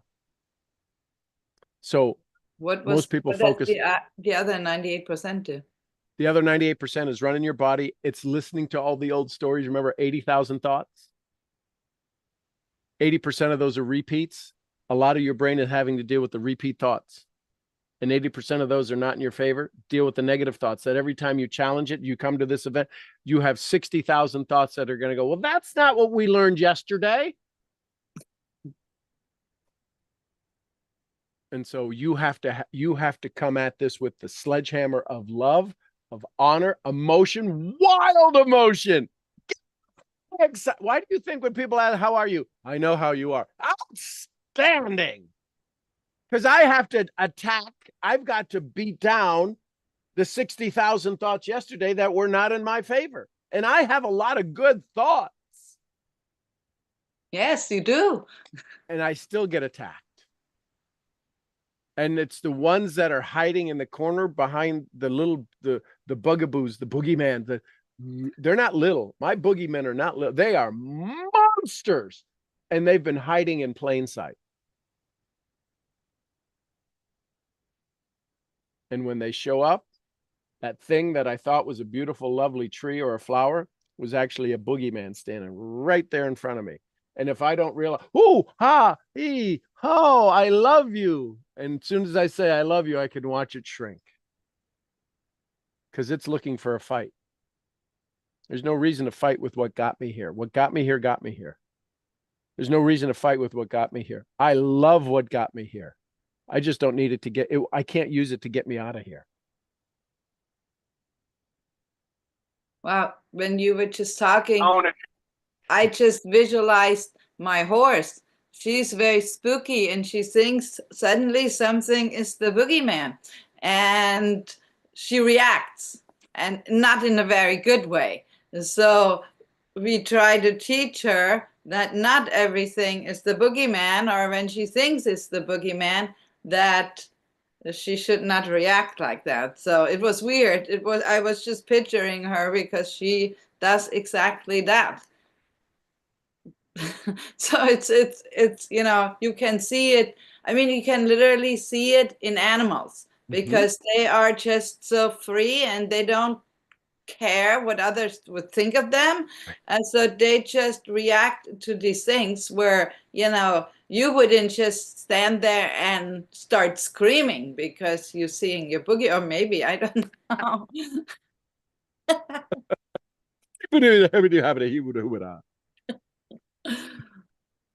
So anyway, again, I just want that just popped into my mind. Sometimes my mind works strange. But here's the good news.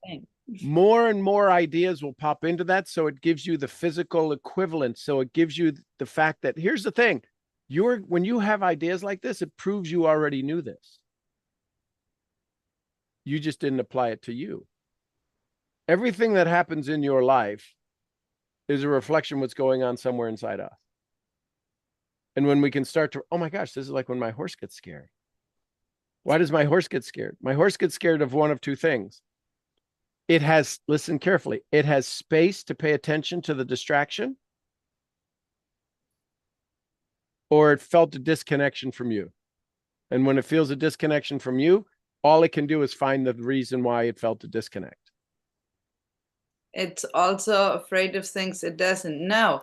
But they also, and I did not know that before I had the horse, that horses see 50% larger the thing than humans do. Did you know that? So it would be, we think is small, and the horse thinks, oh, it's very scary. It's very scary. It's why I can't walk over the grates on a cattle panel, on a cow crossing, because there's space in between. I don't know what's underneath the space. So it avoids crossing the rails at all. And you're like, yeah, but anyways, but so there's all of these things that we can talk about. Yeah. The point is that you have this expression now, and you can start to dive into what the horse even sees. Imagine the horse physically sees it 50% larger. But how big does your feared mind see it? 100% larger? 1,000% larger? How big does your scared mind see fear? That's a great point. But this is a lesson you just taught us all. I just extrapolated. I just play it a little bit deeper. Well, if a horse sees it 50% because its eyes are bigger, how much do we see it bigger in our imagination? Ooh, snap. Bonus. So there you go. Thank you, Sean. Thank you, thank you, thank you. All right, everybody. I love you tons. I'm your head brain training, brain scrambling misfit. I'll see y'all where? At the next event. Next event. Somebody give me some Costa Ricas. Pura Pura vida. Vida. We love you, Mark. And some Lydias. Peace Peace be with us. us. And the queen of visualization, Jessie Lee Ward. Boss Lee. How about a little Fifi? Gurgly. Gurgly. We love you, girl. All right, everybody, go have some fun. I will see you tomorrow. Oh, no, tonight's Tuesday. Tuesday night, 8 p.m. We do the law of success. So we'll have some conversation there too. All right, love you tons. Bye for now. Thank you.